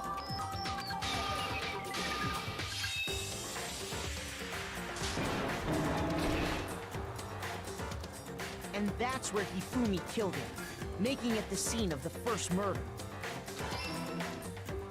The murder weapon was Justice Hammer 4, which was left there in the equipment room. The reason Hammer number 4 was used was to create confusion about the order of the crimes. So, next they falsified 2 more assault incidents. For these attacks, the killers pretended to be the victims to solidify Robo Justice as the suspect. The first fake incident was the attack in the rec room. There, the killers wanted us to see Justice Hammer 1 and the Robo Justice pictures they'd taken. They wanted to make sure we bought the surprise attack story. The second fake incident was the attack in the library.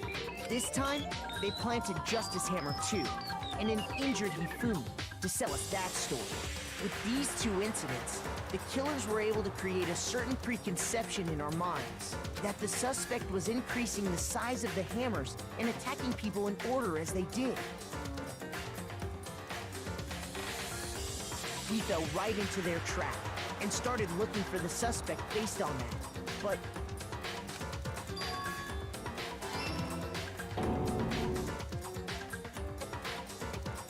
while we did that, we left Hifumi alone in the nurse's office. This was exactly what Hifumi was hoping for.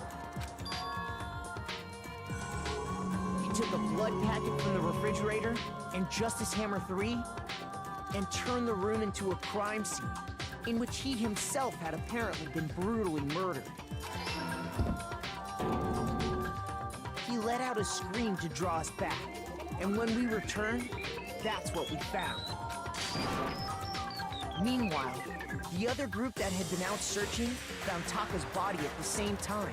So when we heard the body discovery announcement, we naturally assumed it was for Hifumi. We left the nurse's office, and Hifumi once again took advantage of the situation. He simply got up and made his escape. When we learned his body had disappeared, we all rushed back to the nurse's office, and once again, Hifumi had the chance he was waiting for. This time, he snuck into the equipment room.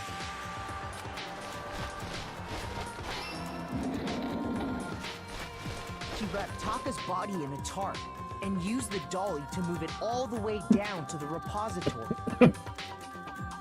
I mean, Hifumi still murdered Taka. He's still a murderer. That explains how each of the bodies disappeared.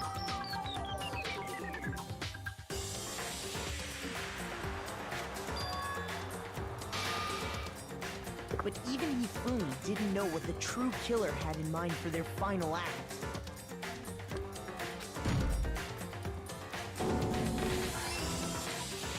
Their Well, plan I all mean, along was to kill Hifumi I'm pretty sure and get rid of the one person Hifumi, who betrayed Taka, them. Mondo, Sayaka, Shiori. They're all free. yeah, they're all free. Even Leon too. So that's gonna be free as well.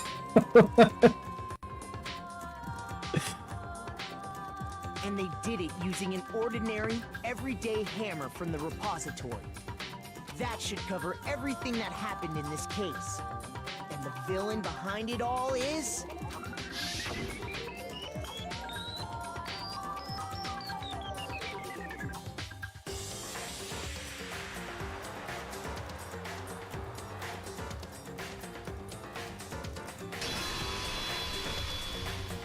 Celeste. Sorry, You lose.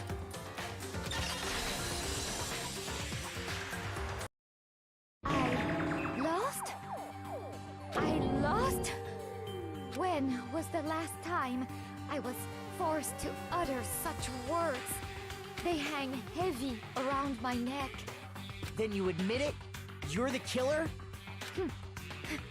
Listen to you, trying to take charge, as if you're my private instructor. I, Celestia Ludenberg. Actually, no. Taiko Yasuhiro is fine. Taiko? So, you finally accepted it. Keiko.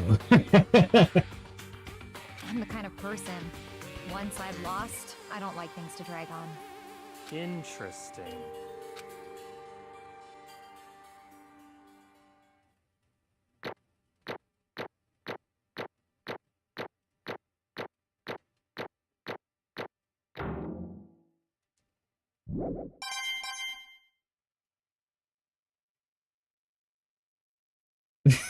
Finally. A German. Okay, Monokuma. I'm ready to begin. Or, no, I suppose this is the end, isn't it? It is indeed the moment we've all been waiting for. Time to vote, okay? Okay. If you would, please locate your lever and cast your vote. And when the votes are tallied, who will become the blackened? Will you make the right choice or the dreadfully wrong one? What's it gonna be? What's it gonna be?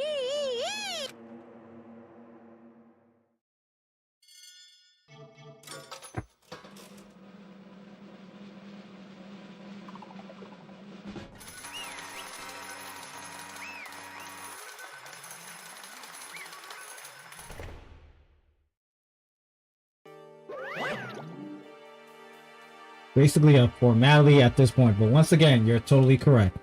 The black at this time, the true killer who deceived the whole stinking scheme was Celeste Lundeberg. Oh, one precisely, Taiko Yasuhiro.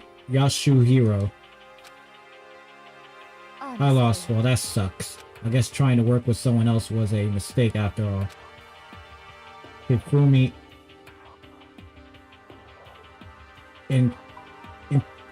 interpreted was beyond all my calculation. So you really did approach Hifumi with this plan. But how do you get him to agree? I can't imagine he would have happily agreed to commit a murder. I'm sure she relies on her especially lying. Or especially don't make me laugh. I don't have to lie to get him to agree. So Then did you use? You know. I knew you figured it out, Kyoko. You're absolutely right. To get Hifumi to act as my accomplishment, I use her. For everyone who's still left, I avoid mentioning it by name, but it was the one thing Hifumi and Taka were both super into. Does she mean she's talking about alter ego? So do you pick the killer and the person that gets... If you choose the wrong killer... If you chose wrong, that's when only the killer gets to live and everybody else dies. But if you choose the person who actually did the murder, then that murderer gets executed.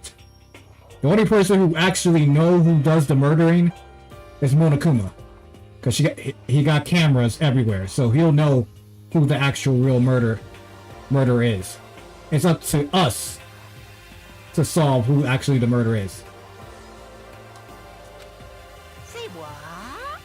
Wait, what? What are you talking about? just a second. Don't interrupt it. We're in the middle of a very important conversation here. I'm totally out of the loop as usual. How sad. In other words, Then you're the one that stole it.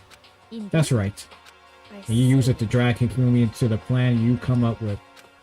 Right again.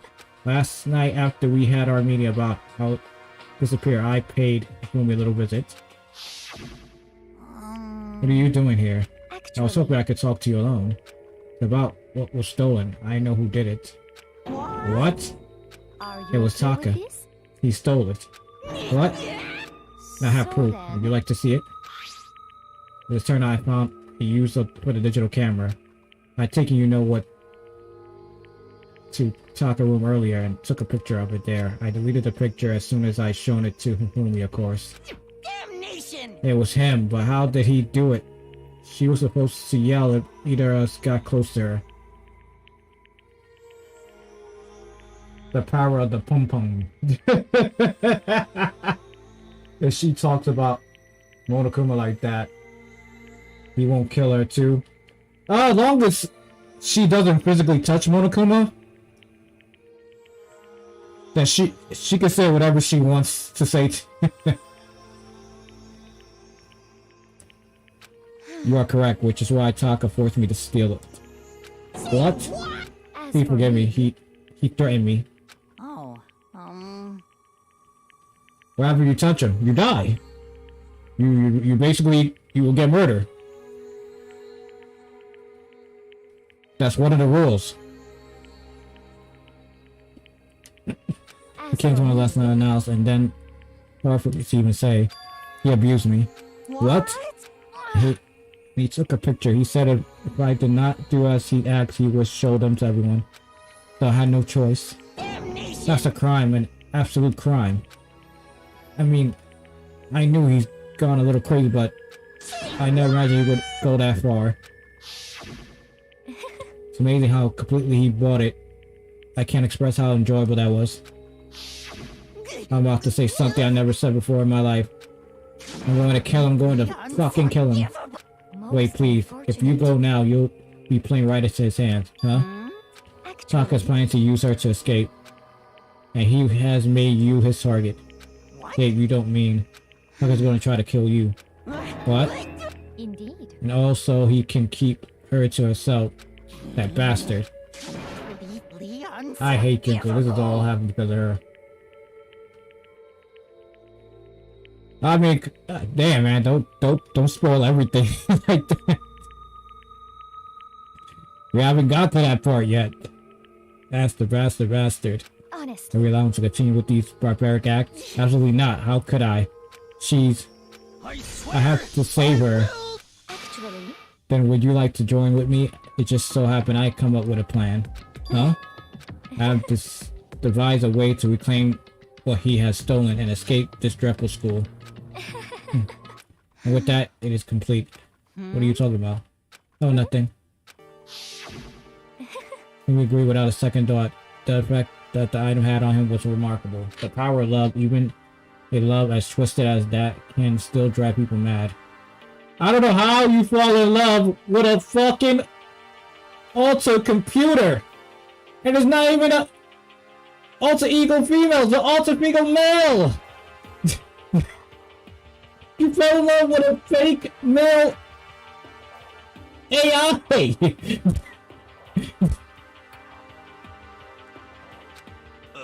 You disgust me. I have another question for you. Was that strange costume from creation? Yeah, it was a real pain in the butt too. All I asked him to do was make something to hide the face and general body size. I had no idea he'll make something like that, but it's my fault for picking him in the first place. But So why you decide to make me the suspect? Because you're stupid. Damn.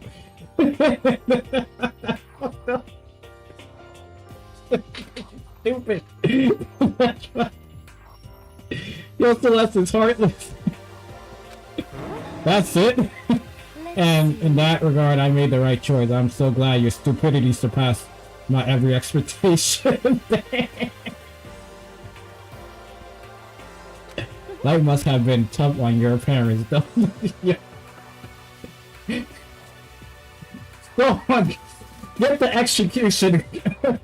Get the execution already started, bro. She needs to go. I feel like I could. But when you were explaining your plan to Hifumi, how did you explain the part about him playing dead? What she accent is? What was Hifumi supposed to do after that? Assuming you had actually let him live? That's simple. After he did his part and pretended to be dead once someone showed up, I told him to say he's been seriously wounded. He was on the verge of death, but he just barely held on. He really believed that. Well, of course, that wasn't all there was to it. As I explained to Hifumi, the plan was while you all questioned him about what had happened to him, I was going to murder someone else. At that point, Fumi would have had an alibi, so nobody could doubt him. I told him that, and he believed it. It all seemed very straightforward, stereotypical. I just matched the lie to the level of the opponent. In fact, Hifumi ate it up. He believed the lie wholeheartedly, right up until the moment of his death. So you had planned to kill him all along. But of course, there would have been no point to my plan if the one who pretended to be dead did not end up dead himself. What the heck? How can human life mean so little to you? Well, That's non-issue. I simply did everything in my power to win. Now you sound like Bakuya. I won't No, about that. he derives his pleasure from the thrill of the hunt. And the aspect we are not like. Why? Then what made you take things this far? Was it really just for money? Are you talking about the $10 million Monokuma offers? That is a lot of money, it's true. But that's not all there is to it. From the moment our new life here began, my only thought has been escape. But all along you've been saying how we have to accept living here. Obviously that was a lie. I couldn't take it. I hate it from day one. More than anyone else in here. I wanted to get out. Every day was fresh torture. And do you want to know why? Because I had a dream. And accepting that life here would have meant nothing less than giving up on my dream forever. Honestly. And there was no way that I could ever do that. In the underground world of gambling, I risked my life to make a metaphorical killing. As for And it was me, all for that dream. And what was that dream of yours? To Isn't live in a wonderful? European castle. Oh my god. A castle? And to gather handsome men from all over the world. Oh my god.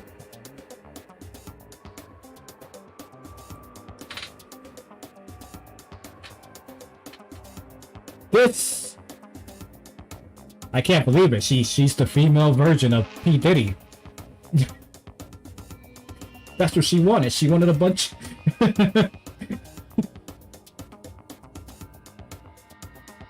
She's... to gather handsome men from all over the world to serve as my butler slash bodyguards? Bro, she wanted the army of simps. Some kinky shit. I was going to make them dress up like oh my god, you see what she... I was going to make them dress up like vampires and satisfy my every need. Yep, this is P. Diddy, bro. It's P. Diddy. This is a kinky castle. That's what she wanted, man. She wanted role play. She wanted all that role plays and stuff. So no, is Celeste still your favorite character?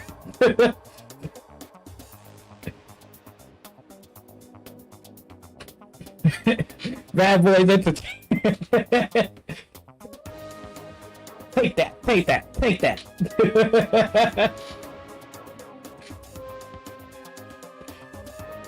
Hey, I could definitely see you cosplaying Celeste.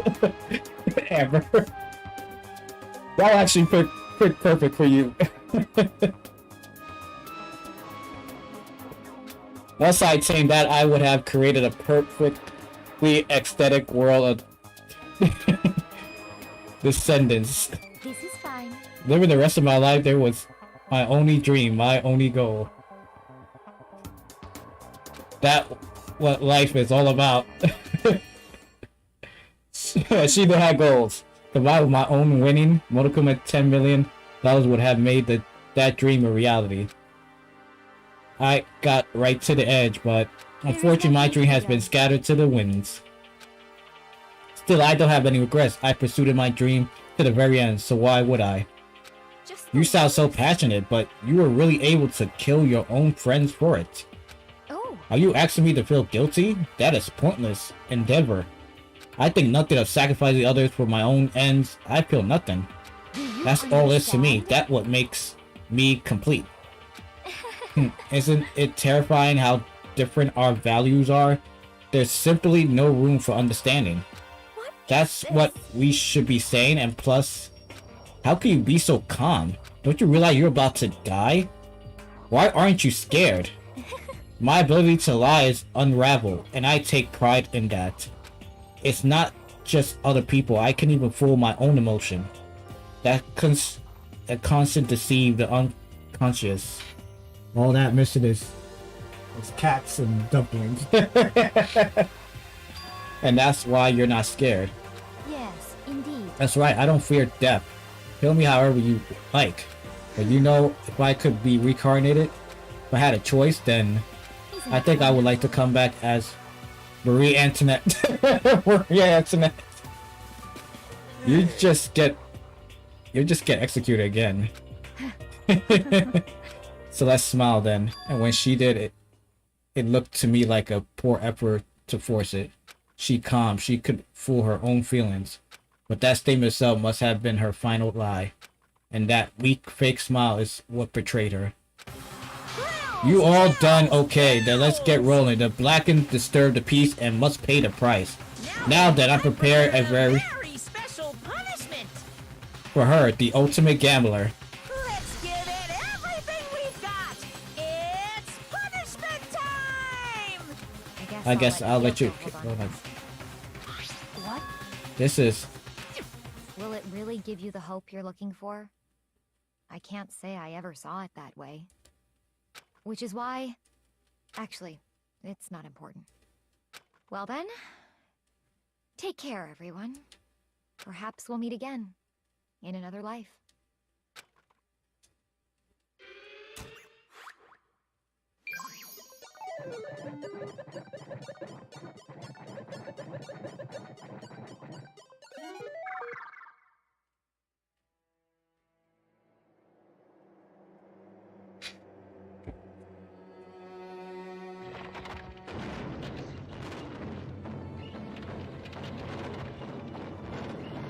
Well, there goes your own castle that you wanted. The burning of the Vezella's witch.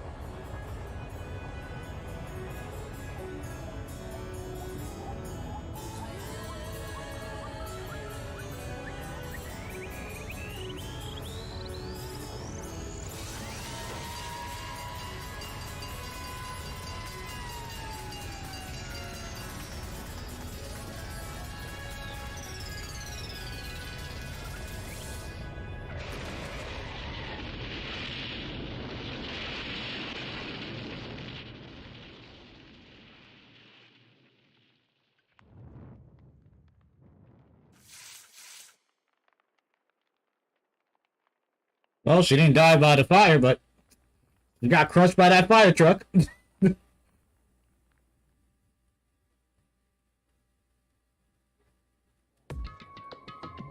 It's over.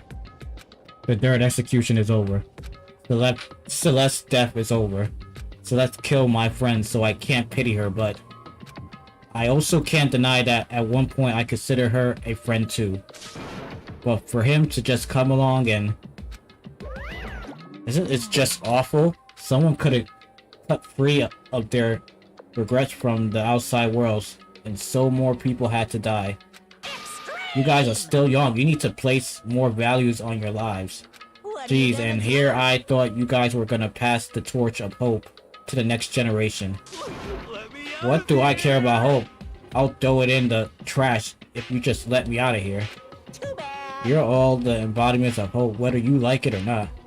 It is my destiny to knock you down one by one. It's sad, yes it is, but the reality just can't be avoided. Fortunately, this bears something, man. Don't talk like you're not responsible. How long are you gonna make us keep going through this? What do you want from us? God, I'm so sick of people asking me that. Give it a rest already. So anyway, Kyoko, did I see you get some kind of key type object from Celeste? Hey! So what's the deal with that? What? Huh? What's the matter? So I'll answer then, your question if you answer mine. you... What did you do? What did you do to me? What? Answer me. What did you do to my body? Oh man, oh jeez, oh man, oh jeez, what do you mean? What did I do? I have no idea. I don't know anything about it. What was that just now? The mastermind designed to Kyoko body? What does that mean? Okay, things are getting kind of awkward. I think it's about time I get out of here. Meanwhile, you guys can go enjoy your school life. If you get lonely, give me a shout out. Not that I'll do anything about it, of course. See ya. Murakumo disappeared, leaving us all depressed and despair. Although it was all despair, there was one small hope. Hey, Kyoko, Murakumo already mentioned it, but what's that key that Celeste gave you? So... Most likely, the key to one of the dressing room lockers. What? Then that means Celeste probably hidden it there. Suppose something is easier to miss what's right beneath your nose. Well, then we better go check. Indeed. Good idea. We left the courtroom and rushed into the dressing room. As we approached the dressing room, Kyoko looked back at us and said, I'm going to go alone from here. Everyone's head to the dining hall. I'll check in with you later. What? Why exactly are you going alone? So... Do you even have to ask? As she spoke, the glance quickly at the surveyor camera. Come on. That's not what I meant. Why are you? There's still the risk of a spy, you know. Then I'll go too. What? You? Please let me go. Can't hear arguing, just going to draw more attention to us. Goodbye. Do whatever you want. Thank you. Well Then it's up to you now. Yo. I'm going to the dining hall, okay? So Mikoto and Kyoko are gonna go together. Does that mean what I think it means? Good luck, Mikoto.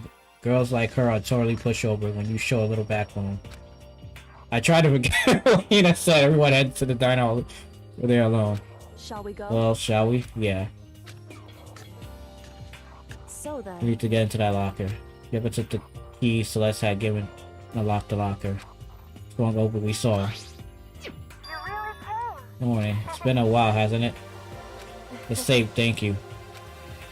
I never heard Kyoko sound so relieved. It was like she was speaking from the bottom of her heart. I did just what Celeste asked. I didn't say a word. I stood quiet the entire time. Oh, and I think I might be able to open the last set of files soon. Maybe early tomorrow. I'm doing my best, so please just wait a while longer. So now we can officially say the case is closed. As far as the incident's concerned, sure, but can we take a second since we have this opportunity? I want you to be honest with me. Kyoko, please tell me, what are you trying to do all on your own here at the school? You... Is that why you wanted to come here with me? However... Regardless, that's not something you need to know right now. I don't need to know. It just makes me even more worried. What? Worried? Like, what happened during the investigation time? You disappeared, we didn't see you again. Without warning, without explanation. When you do that, Indeed. it's only natural that they think I'm the mastermind spy, right? And you too? No. I believe in you.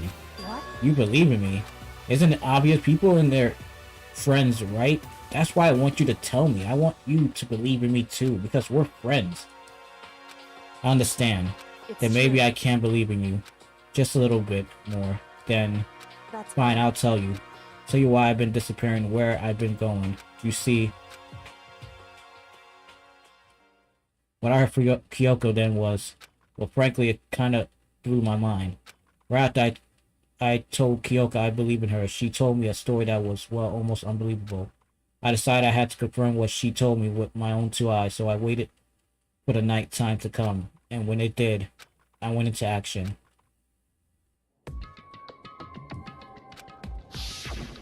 correct. The boys' bathroom on the second floor doesn't have a surveillance camera and a monitor, and in the storage closet there, way in the back there. She said it was way back in the boys' bathroom storage closet. Could Kyoko really be right about this?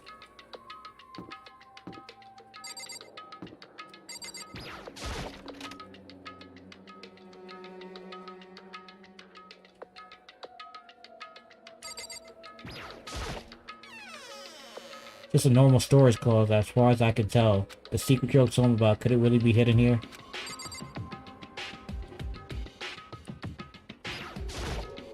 She said it was way back in the storage closet. I mean, seriously, without thinking, placed my hand in the back of the closet. And suddenly it was, I was being yanked in. At the same time I heard that sound, I fell through the wall. Had no idea what was going on. I had fallen through a back of the storage closet. It turned out the back wall was a revolving door, and I made my way to the other side. Just like Yoko has said. Correct. Well, there is a storage. Way in the back of that closet, there's a secret room. So this is the secret room. But what's in here?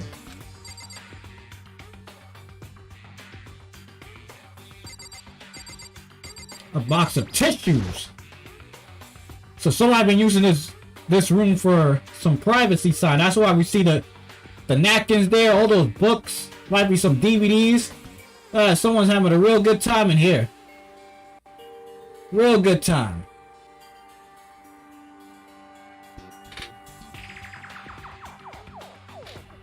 Real good time. They look like they're having fun back here, man. There's a bunch of files and what looks volumes after volumes. Volumes after volumes, bro. They're all covered in dust. Looking at everything, one of the file edge of the bookshelf caught my eye. Hope Peak Academy Student Registry. This is the only thing in here not covered in dust. Has someone been looking at it recently? I slipped the file into my hand. Before I had a chance to look at it, a slip of paper fell out of the file and it turned out my attention. You must not leave. You must not leave. That's kind of weird. I can understand if it says, like, I can't leave, but you must not leave. What is this? My head feels funny. The strange sensation. It's like deja vu. Those words, you must not leave. I've seen them somewhere before, but I can't quite remember. What do I know? What don't I know?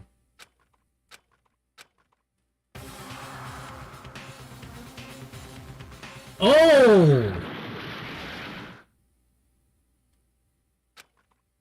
Oh! Felt like I was shaking my brain back and forth, and then darkness. Don't understand what happened. Don't know what started it. It's all over. With that, I opened my eyes. I didn't know how long it had been. God, oh. Apparently something hit me and I lost conscious. That's all I understood. The dull, troubling pain in my head provided that much, at least. They stole all the DVDs! They stole all the nasty DVDs! God, it's all gone! Look at the student register and even the note that had fallen on the floor. It's all gone. What does that mean? My brain refused to do any more work. Instead of pain in my head began to spread across the rest of my body. For now, I should go back to my room and get some rest. My body was heavy with pain, my mind heavy with thoughts. I dragged myself back toward my room. Somehow I made it back to the first floor of the school. The farther I walked, the more I felt things are getting blurry. I can't see in front of me. Could have stopped myself from collapsing, right? And after that... Huh? As if from a vast distance I heard a sound. It was faint but undeniable. That sound, coming from the gym. As I desperately hauled my shaky frame towards the gym, the sound got stronger and stronger. What's going on? Can't be nothing here in the gym.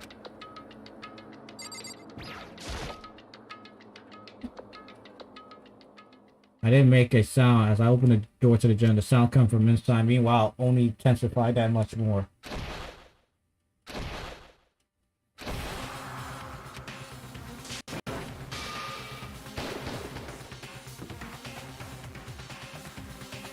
Before me, their rage and battle beyond anything humanly impossible. No one's side, not human, that's for sure, but regardless, I could have stopped staring, forgot to move or even breathe. Why? What do you think you're doing? I asked you a I went back to see the death. Dang. It must. Wait, so the whole time you missed the execution, man? What's the meaning of this? How dare you? There, you defy me. This wasn't part of the deal. I already saw her. Oh, okay. The deal. I've made a decision. I will no longer retreat, no longer compromise, no longer regret. I've made my decision. I'm going to resist you. Okay. But you do realize what will happen if you go through with this, right? Gotta go. She kicked him, so she touched. Well, unfortunately, this time nothing's gonna happen. You haven't forgotten, have you? What I'm holding hostage? What am I looking at? What am I hearing? Hostage? And could it be the mastermind spy is the next generation legend stands tall, galactic heroes.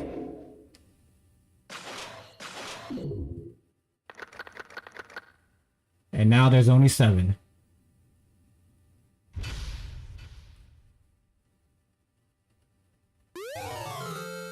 Super Robo Justice present. 3's a crowd trophy. Okay. Leon kills Sayaka. Monokuma killed Junko. Then Leon got executed. Then Mondo killed Shihiro. And then he got executed. Hifumi killed Taka, then Select killed Hifumi. Then she got executed. And that brings us up to now. The next morning in the diner hall, the day after Celeste's case. So now there's only 5 of us. Only a third of the number of people we started with. Indeed. Loneliness has become commonplace. That's true. Still. What did I see yesterday? I don't understand. Sakura is the mastermind spy. Can that really be true? Dakota, are you okay? No, I'm fine. I can't bring it up in front of the others. If I did that, it would just confuse everyone that much more. Okay, in that case, let's eat so we pass out. What do you mean, in that case? Well, because look how scary everyone looks. It gotta be because you're all fighting on empty stomach, right? If you fill your belly, I'm sure you'll all cheer up. So let's eat. Let's fry some fish, donuts, and eat till we can't stand up. That's like a deep impact style meteor impact extinction level event combination of foods. What? Those are both breakfast sign top sellers. Still, till we can't stand up part is problem. After we're done, we need to go explore. That's right. Since the class trial's over, new areas should have opened up. Plus, we still have Alter Ego. We don't have to give it to despair just yet. She's right. We have to plan ahead and think about the future. You got it. Yeah, think happy thoughts, not deadly thoughts. You know? Like when we're gonna get out of here, right? For Hey, serious. well, this is all over. I think I want to get reborn for serious. I mean, reborn as someone serious. Well, Hey, are you okay? That sounds like someone who about to die, would you say? I'm totally okay. I'm not gonna die. Why? Because there ain't gonna be any more murders. What makes you so sure? I According predicted to it the last night. spirits. Since it will reveal itself to me for the eater, there's no doubt about it. However, How accurate is your fortune telling anyway? How about that? I can usually hit 20 or 30% on a good day. That seems really low. Well, yeah, it's not like an ESP or whatever. Of course, I'm only gonna get it right sometimes. Told you, my fortune telling isn't like some occult thing. Fortune telling isn't a cult? Of course not. Cavalry Lawrence don't put in the same category. Cattle mutilation? Cattle what? Referring to the urban legend where aliens abduct cows and dissect them as part of their research. No, actually. you're calling it an urban legend. As a matter of fact, it's true. As a matter of fact, it happens to me. It all happened one day when I went to go get a hamburger. It was a place I had never been before. They claimed their patties was 100% all beef. So I got a burger to go and headed home. But Before long, the the end sky is was filled with nigh. mysterious, blinding lights. Some crazy beam came out of nowhere and locked onto my hamburger. And as soon as the beam touched it, the burger started floating in midair. Yo, And then this guy looks like he smokes so much weed, bro. He just looks like somebody that just gets high every day. He just looks like it. Like, to come up with crazy shit. Like, this guy gets high every day, bro. still floating there, the entire burger started coming apart. Hello, he can hang with me. One part of it just vanished, while the rest fell back into my hand. Do you realize what that means? It means the burger wasn't 100% beef. It must have had some pork or something mixed in. Something like 70% pork and 30% beef would be my guess. You can't trick me. So I stormed back into the burger place and got up to the Magic Grill, and they totally admitted it wasn't 100% beef. They totally mixed it and ground pork with it. Nah, he's special. That is a cattle mutilation. I kind of got lost halfway through. I can't tell if you're for the cult or against it. You stink of stupidity. Don't be mean. It's like, oh, how dare you? Well, you do stink, though. That's fine. That's fine. Anyway, I hope your prediction turned out to be true. Because someone high would be fed that burger.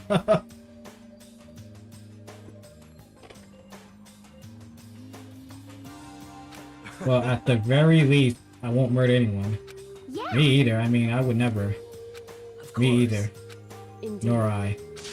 That goes for me too, of course. I could never kill any of my friends.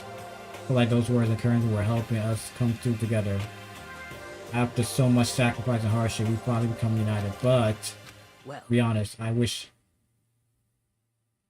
Bayuka and Toko were here for this too. But they're so hard to deal with. They only think about themselves. Yeah, we're better off without them, I say. That was enough to prove. We were united for the time being, but within that bond hide weakness and fragility. I don't know what that word was. Chapter 4. All-star apologies. Only his own brain cell gets murdered. We began our search as soon as we finished our breakfast in the dining hall. We had to find out what had opened up, what was waiting for us.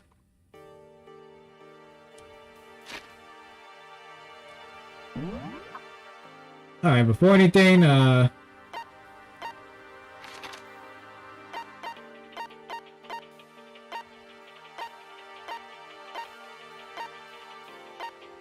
yo, there gotta be a room where, like,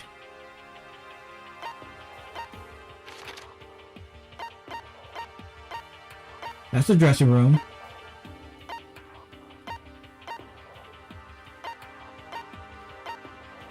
That's laundry. That's the okay, that's the rest of the rooms. There has to be something that will allow me to get more abilities for, like,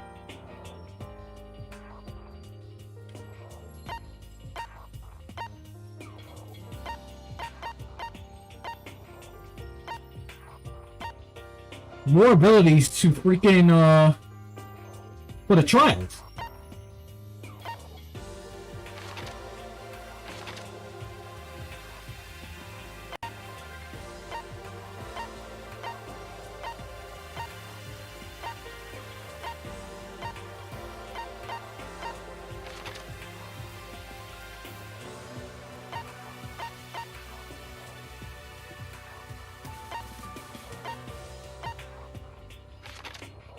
Okay, before anything,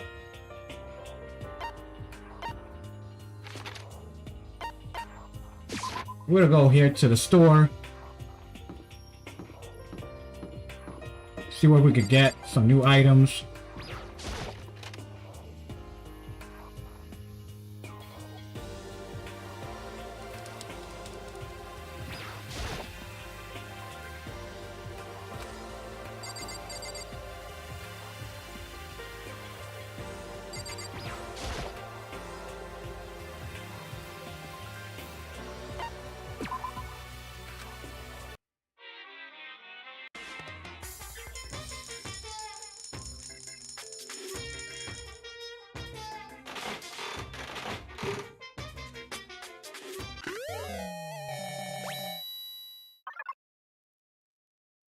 I don't even know what was that, but okay.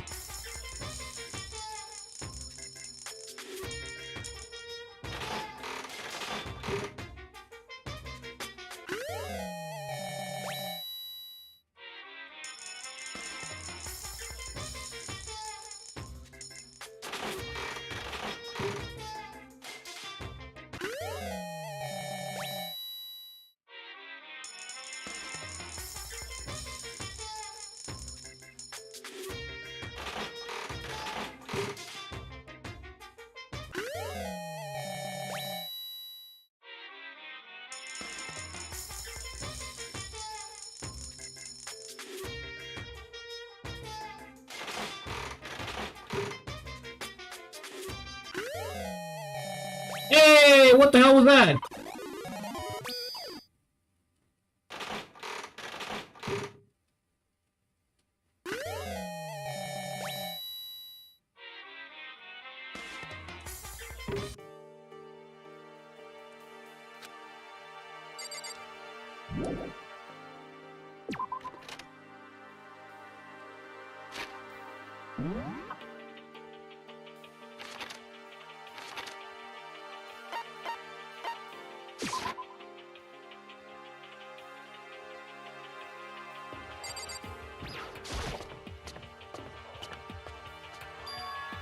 Now we have access to the 4th floor of Hope Peak Academy. Maybe this time we'll find some clues. No, this time I have to find.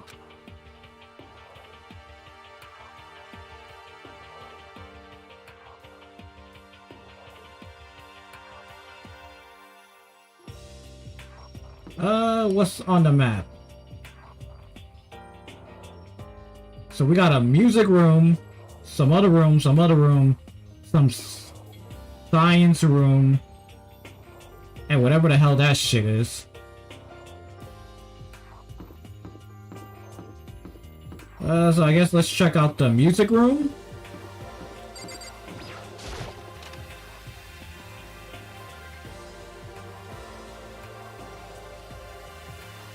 This is a music room. It's hardly even a classroom, more like an actual concert hall. Hey.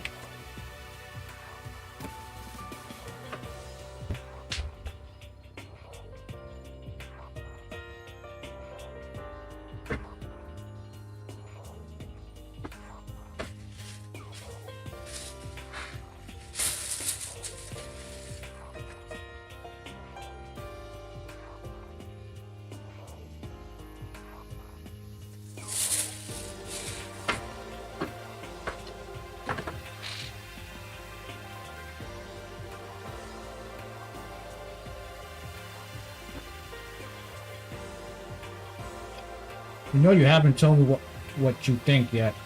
What I think about the secret room in the boys' bathroom. Oh, well, I did find a secret room, but as soon as I started looking around, I was attacked. What? Attacked by who? Well, they came from behind, and I didn't have any time to react, so I didn't see who it was. And when I came to the mountains of files and documents were all gone. I'm sorry, I know how important those were. That's okay. I already saw what I needed to go there. And I have suspected the mastermind might come after you. What? Because when I discovered the room, the mastermind must have seen me on the spare camera in the hallway. You must have seen me go into the boys' bathroom and not come out again. Still, I wanted you to go and see it. I wanted to see how the mastermind will react. Especially I wanted to find out if the mastermind actually knew about that room. But to attack you and steal everything in the room? That must have meant there was some unknown clue in there that could have revealed the mastermind identity. Then you knew I was gonna get attacked. That doesn't matter. You can handle that kind of thing though, right? After all, you're a boy. What does she think a boy is?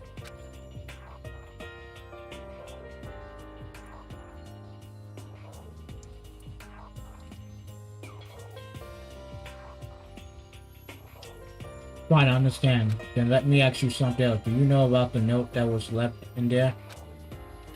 The note that says you must not leave. Just a second.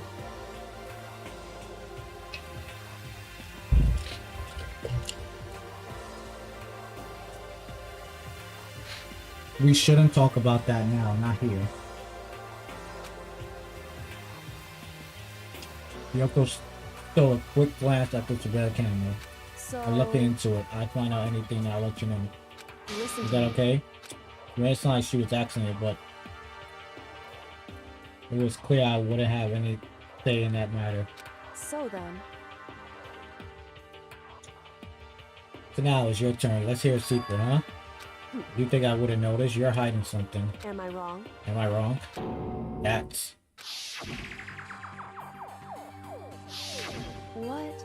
What's the matter? If you're worried about the camera, why not just write it down? Well, Hey, we're friends, so you should be able to trust me. Isn't that what you said before? Right, that there shouldn't be any secret between friends, but nothing worth expecting.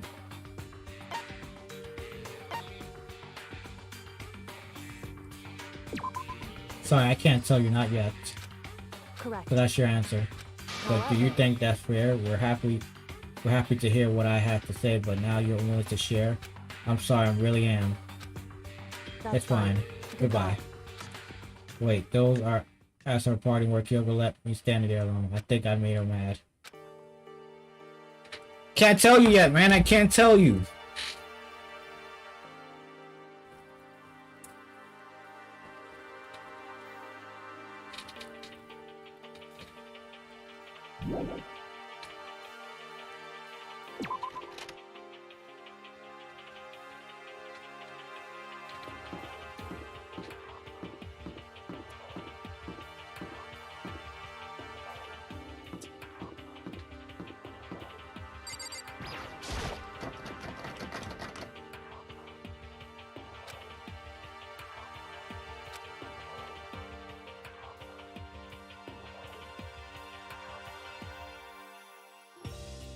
According to this is called a data center, but what's behind the door is total mystery.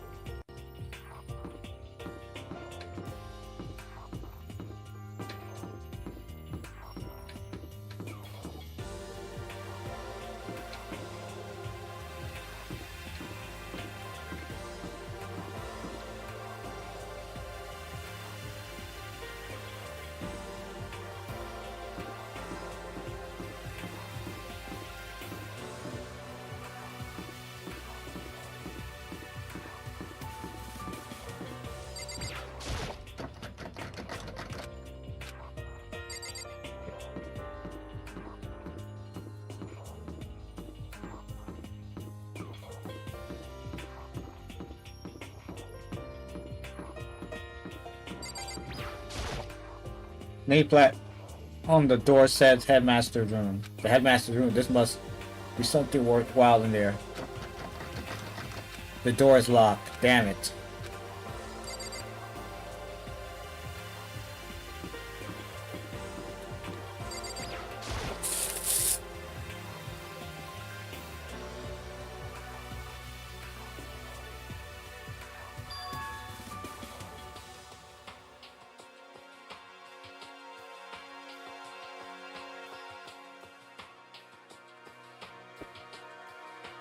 This is the office, but of course there's no hint of any teacher that would normally be able to rely on.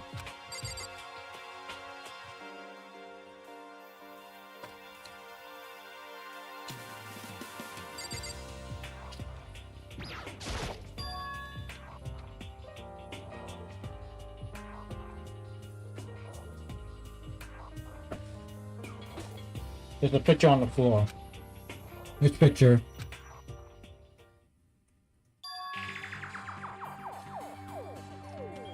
What the Celeste, Hifumi, and Sayaka? The smiling faces of 3 people who are already dead now.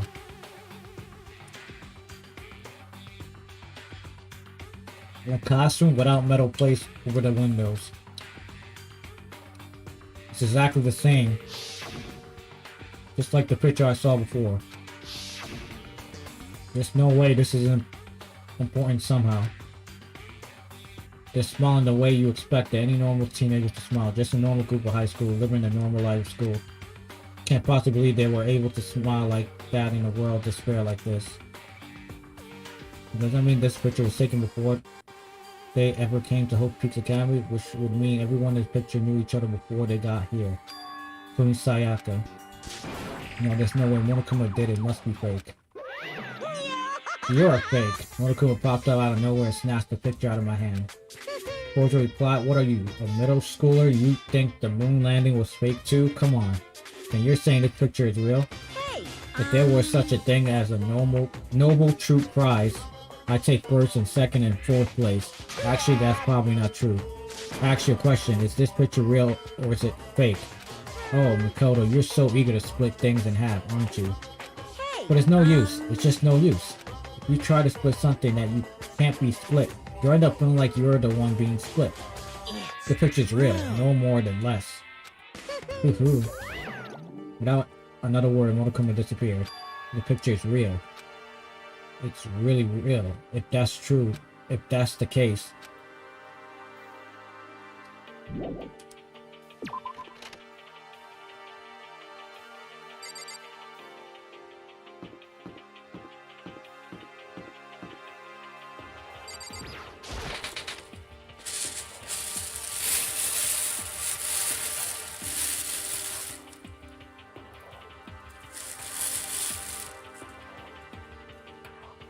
Inside the room, the smell of medicine was overpressed, so this is the chemical lab.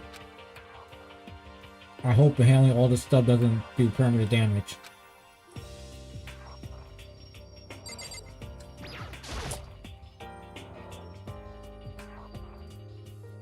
Sakura is lost in the conversation with Hina. I need to find out what's going on with Sakura and the mastermind, but I can't wait while she's with Hina.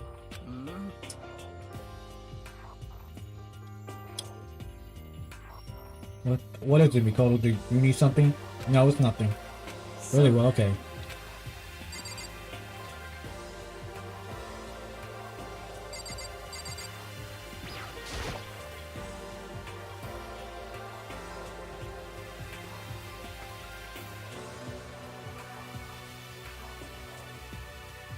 Hina and Sakura seem to be lost in deep friendly conversation. I need to find out what's going on.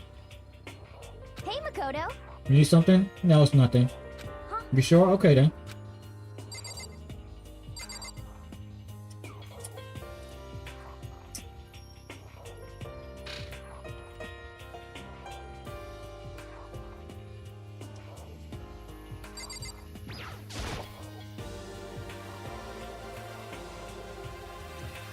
It's a remarkable big shelf and it's stocked with all kinds of medicine.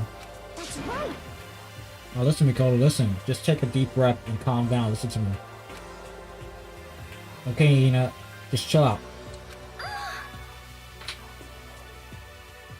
There's all kinds of stuff we didn't have before. Vitamins, mineral.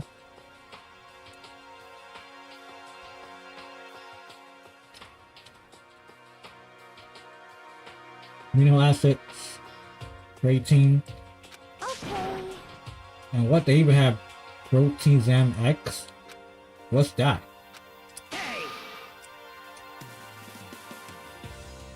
It's high quality protein drink. It's nothing like that cheap grill in the warehouse. It's connoisseur level. Oh yeah. This is amazing. It's a gold mine. And my prayers have finally been answered. It's time to load up some more prayers then. Gold mine. I already took a good look at things around here. Now we should go back to the diner hall.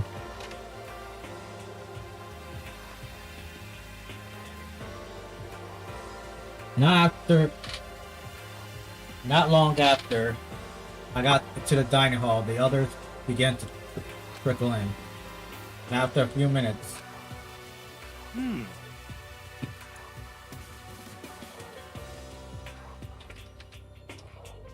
Well then,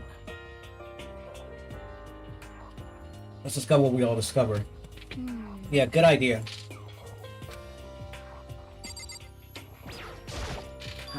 Metal sheet had been attached to all the windows on the fourth floor. None of them budged an inch.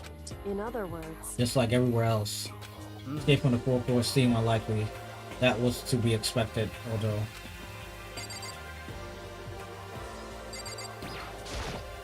There was a big shelf of chem lab on the fourth floor, and it had all kinds of chemicals and stuff.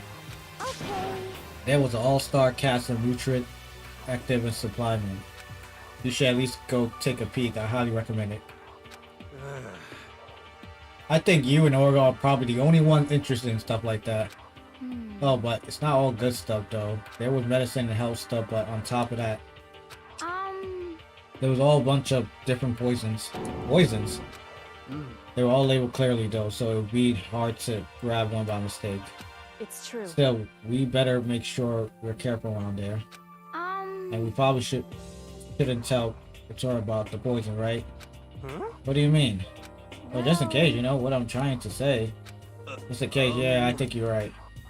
However, Okay, it won't be long before he discovers it for himself. But to put something dangerous as poison right up in the opening, that's really the work of the mastermind.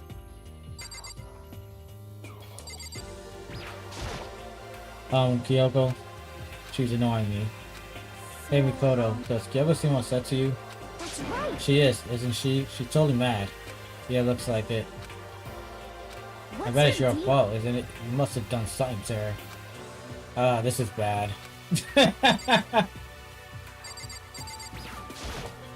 Found a couple rooms on the fourth floor, but they weren't locked. The data center and the headmaster room. Headmaster room, that sounds like exactly the kind of place we'll find some clues. If we could somehow lock the door and get inside. Who cares about the stupid lock? There should be no problem for the world's strongest missing link to knock down 1 million door. What was that? Huh? No, please continue. Did you say I got the nicest butt on the block? What the fuck? The curviest hips in town? Is that what you said? Yo, what's wrong with this guy? Hell no, I didn't. Then what did you say? Because I know you weren't talking about tearing down the door to the headmaster room. Knocking down your headmaster door. What kind of war on education are you trying to start here? That's my room, you know. It is now, anyway, and you're thinking of busting it down? You seriously don't want to piss me off. You have any idea how much bacteria lives on a single bear claws? No, I was just kidding. Please don't get mad. I'm not mad. You're totally mad. I was hoping I wouldn't have to add a rule for this, but if you're gonna go around having those thoughts, I have no choice but to add it to regular. Seriously? Breaking down a locked door is prohibited. There's that a rule now, you jerks. New has been added to the regulation menu. He's gone. Ooh, man, I was scared of my life. I was sure he was gonna kill me for serious. well, But if he would go out this way to make up a rule like that, there's no doubt something important must be hidden in the headmaster's room. But now that it's a rule, there's nothing we can do. So has everyone said what they need to say? I think so. It looks like nobody found any clues at all, let alone a way out of here. I've been distressed since my house burned to the ground. Someone do something to cheer me up. Can I say something? How about that? Because my dad was smoking in bed. Yes, no, I have something I like to report. See, I remember when I found a picture on the third floor the other day? I mean the one that showed Mondo, Chihiro, and Leon all together, right? Yeah, I remember. What about it? Well, I found another picture almost just like that. Another one. This time, the picture was Celeste, Taifumi, and Sayaka. And they were all smiling. In the classroom, the picture didn't have any metal covering the window. So the picture of Mondo wasn't the only one. Now you found that had Celeste, Fumi, and Sayaka. But how can that... How can I have faked it? Look, the picture is real. Everyone who was in it, there will have to be some kind of hidden connection there, don't you think? Some deeper truth that we just don't understand. What? Can't be, it's fake. But Monokuma said it was real. I know we could just write that off as a lie, but So then, that you trust Monokuma words over the people who have died? Huh? because That's what you're saying, isn't it? No, that's not it. I'm shocked. You told everyone how we should believe in our friends, but you refuse to do the same. That's not what's going on, Kyoko. Why are you getting so emotional? I don't understand why she's so angry. Come on, guys, stop fighting. All your good luck is gonna float away. Anyway, Mikoto, you're thinking about it too much. There's no way Monokuma didn't fake that picture. Of course. You're just trying to confuse her. You shouldn't listen to anything Monokuma has to say. You might be right, but still.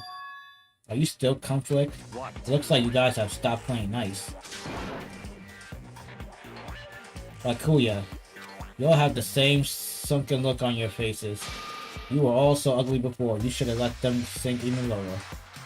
When I look at you, it makes me think of a frog sinking into a pile of... You know? Sorry. Why are you apologizing? Leave us alone. You're not part of this. That's true enough. Your problem aren't mine. We are and always will be completely separate. So whatever causes your face to turn so ugly has absolutely nothing to do with me. And if I happen to discover a vital clue, it wouldn't concern you in the slightest, huh? Did he finally just say something useful? hey, What have you been up to? That's fine. I don't mind telling you. Perhaps forcing your lazy brains to get to work might do you some good. Such ignorance. It was in the bath. What else would you like to know? He was talking to... Hey, is he saying...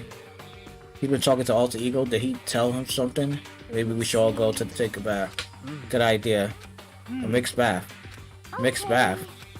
Alter Ego really did tell him something. I wonder what could have been.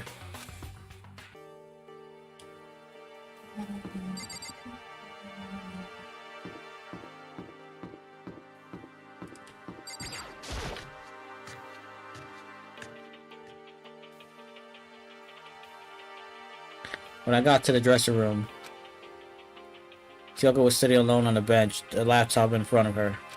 Did you decide to come here? What Alter Ego has to say too? I already heard it with Master. The Master? You don't have to keep saying it anyway, so what are you doing right now? Shut up, stop bothering me. How about that?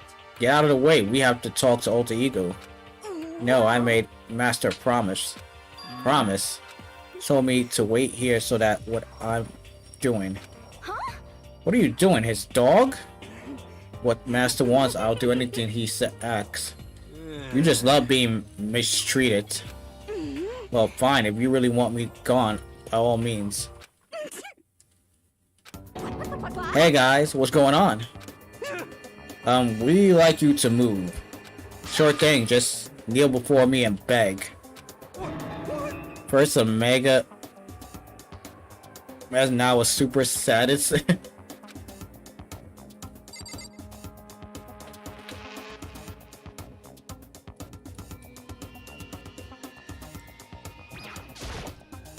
Toko, seriously, I'm asking you nicely to let us use the laptop. Did you hear what I said? I told you to kneel and beg. Kamikoto gave her the old 1-2 combo, one drop on your knees.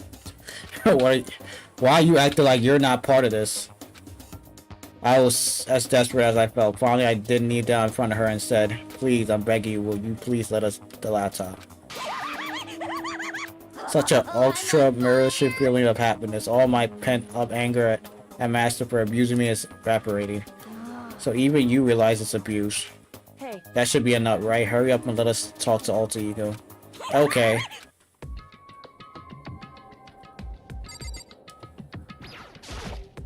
You really came. Everyone, come closer.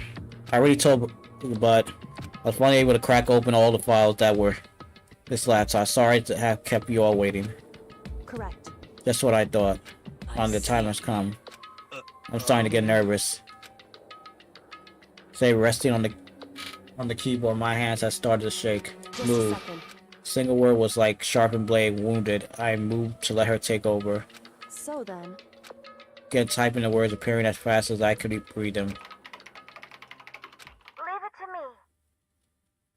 Sure, I analyzed and filed, extract all the useful information I could find. And one particular point fact I discovered was that a certain plan had been put into effect here. To isolate the students of Hope Peak Academy and create a community life for them. That was the starting goal of the plan, but it was meant to be more just a normal school life. The students were intended to live out the rest of their lives here. That's I see. exactly the situation we found ourselves in. Quite unthinkable, isn't it? And what more, the one who came up with the plan was none other than the administrator of Hope's Peak Academy itself. Wait, hold on. The reason we've been in prison here is the work of a psycho freak or a criminal organization, whatever. It was the school itself. That doesn't make any sense. Why would they do that? I don't think Alter Ego is finished. Perhaps we should hear the rest. Seeing that the reason they deceived this plan was because of what happened 1 year ago.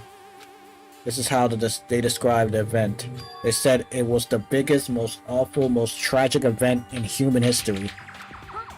What does that mean? What kind of name is that for something? Otherwise known as the tragedy. It was apparently some sort of devastating occurrence. Because of the tragedy, Hope Peak Academy was forced to discontinue its role as a school and closed down. I see, things are finally starting to make sense. This means 1 year ago, this tragedy took place, and whatever it was forced Hope Peak Academy to shut down. From there, they decided to use the school as some kind of staging ground. They planned to rest of the students here where they would live the rest of their lives. But why would the Hope Peak Academy want to shut everyone in like that? Hey, And what could this tragic event have possibly been? In a flash, Kyoko had typed the question into the computer, and what we got was, sorry, I don't know if that information was ever on this computer. It's gone now. I'm totally useless, I'm sorry. And that's all he said. Then it's really the end. We get halfway through the answer and that's it. indeed. Repair oh wait. There's one other thing I forgot to mention. I think it might be important. I believe it has to do with the mastermind. The mastermind. I think a move as even fast. Did you figure out the mastermind identity? No, I still don't know, but I did find a clue, I think. The one leading the Hope Peak staff, the one who finalized the plan to isolate you, was the Hope Peak headmaster. So the same person may very well be the mastermind who planned all this out. And according to the file, the headmaster man is in his late 30s.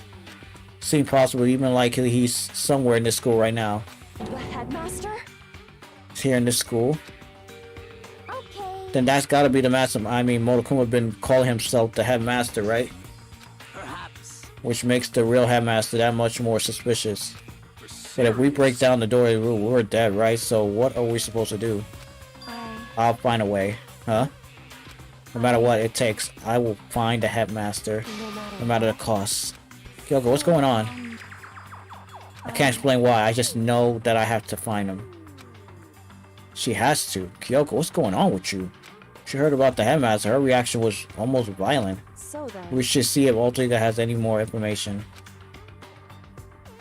That seemed to be her attempt to regain her composure, and she started typing again. Did you learn anything else? I'm sorry, that's everything I found. All the information on this list seems to be pretty old, so that's all I can do for now. I'm really sorry. Then it really is all over. Wait, Ultigas seems to have more to say. Well, it's kind of different time, but I was wondering about something. I haven't seen Celeste Hifumi Otaka since yesterday. Heavy silence fell across the room. The only sound was the flat, precise clicking of the key as Kyoko's... They're all dead. What? See, certainly I knew that was possible, but... It really happened. Oh, sorry. There's no point in me getting depressed over things I can't do anything about. anyway, Well, again, I guess that's it.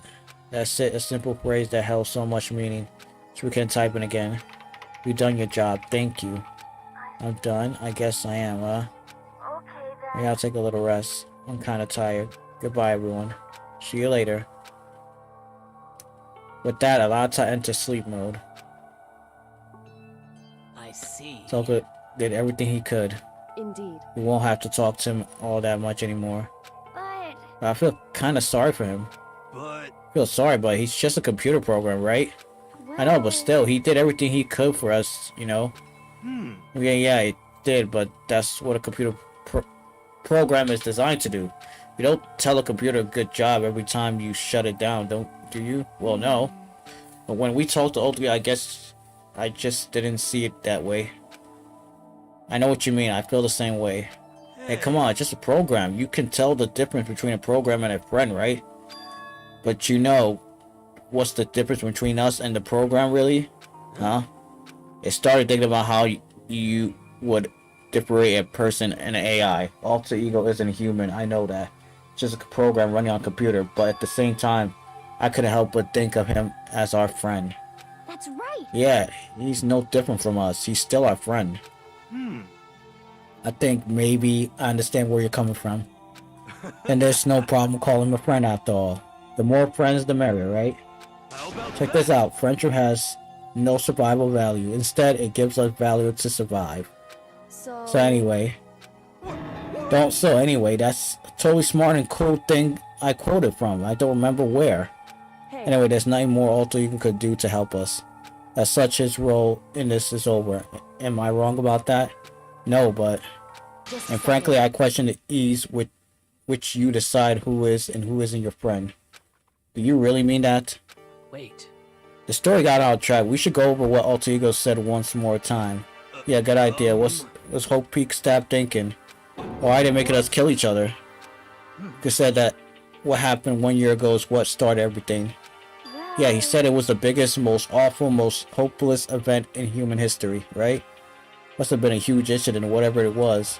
But did something like that really happen a year ago?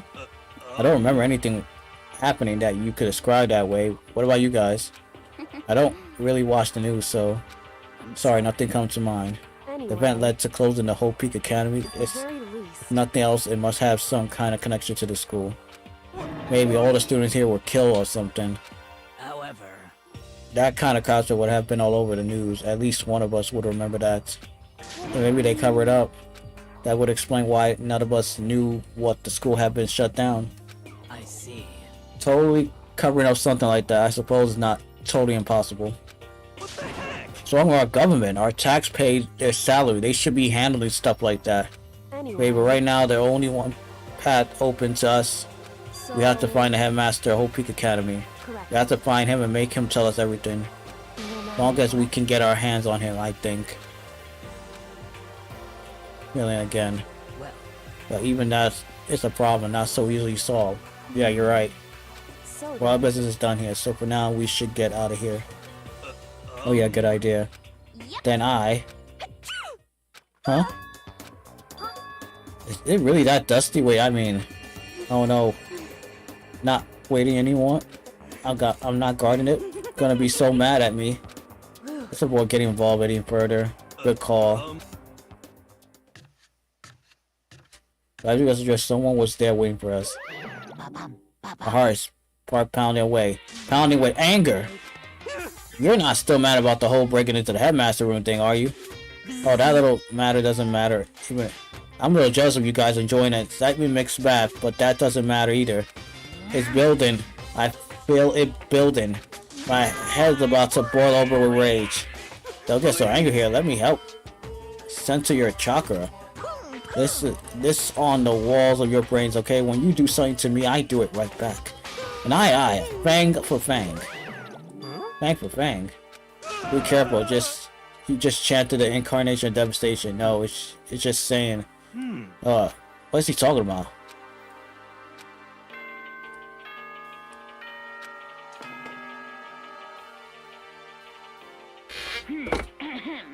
This is a school announcement. It is now 10 as such soon. Okay then. correct.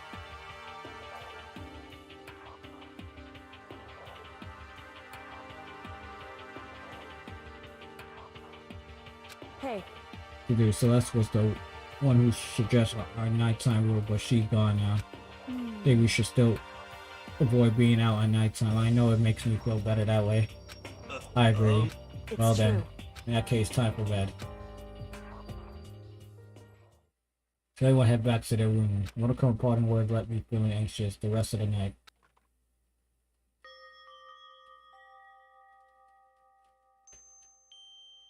So I was back to me. I got lost in the thought. What we learned from Ulti kept on spinning around and around in my mind. I'm just sure the whole peak had planned all this time. They did it because of the tragedy which had happened a year before. And apparently the headmaster is the one behind it, all the mastermind. All this mystery makes me worry. But I still have to try and unravel them bit by bit. I'm sure the road will be long and tough, but I don't have any other choice.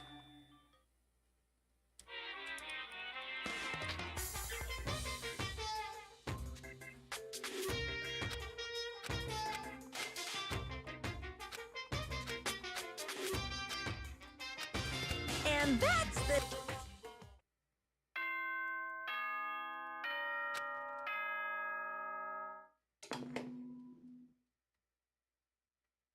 Good morning, everyone. Get First thing first, I head to the dining hall. But first thing first.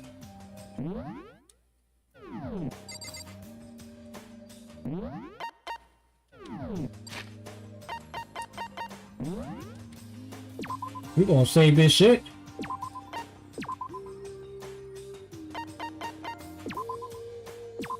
We'll return to the main menu.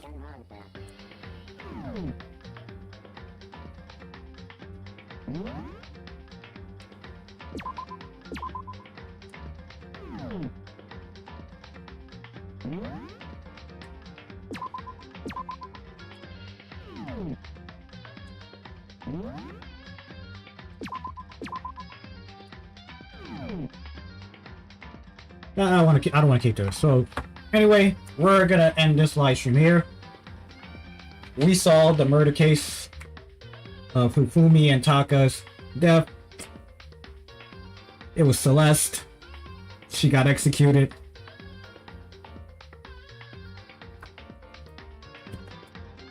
That was good. We need another Diddy in that world. Then we found a secret room filled with other dirty stuff, and we got knocked out. Now we're in the 4th floor, but nothing happened. So the next time live stream will continue on, and we'll get to see who's the next person to get murdered and try to solve the case. You know.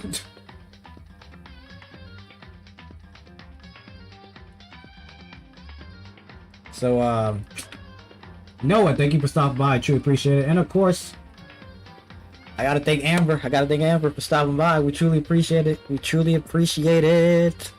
Anybody else that was new to this channel, new to this live stream, or gonna watch it as a video once this live stream ends, please hit that subscribe button, hit the notification bell, give this video an awesome thumbs up.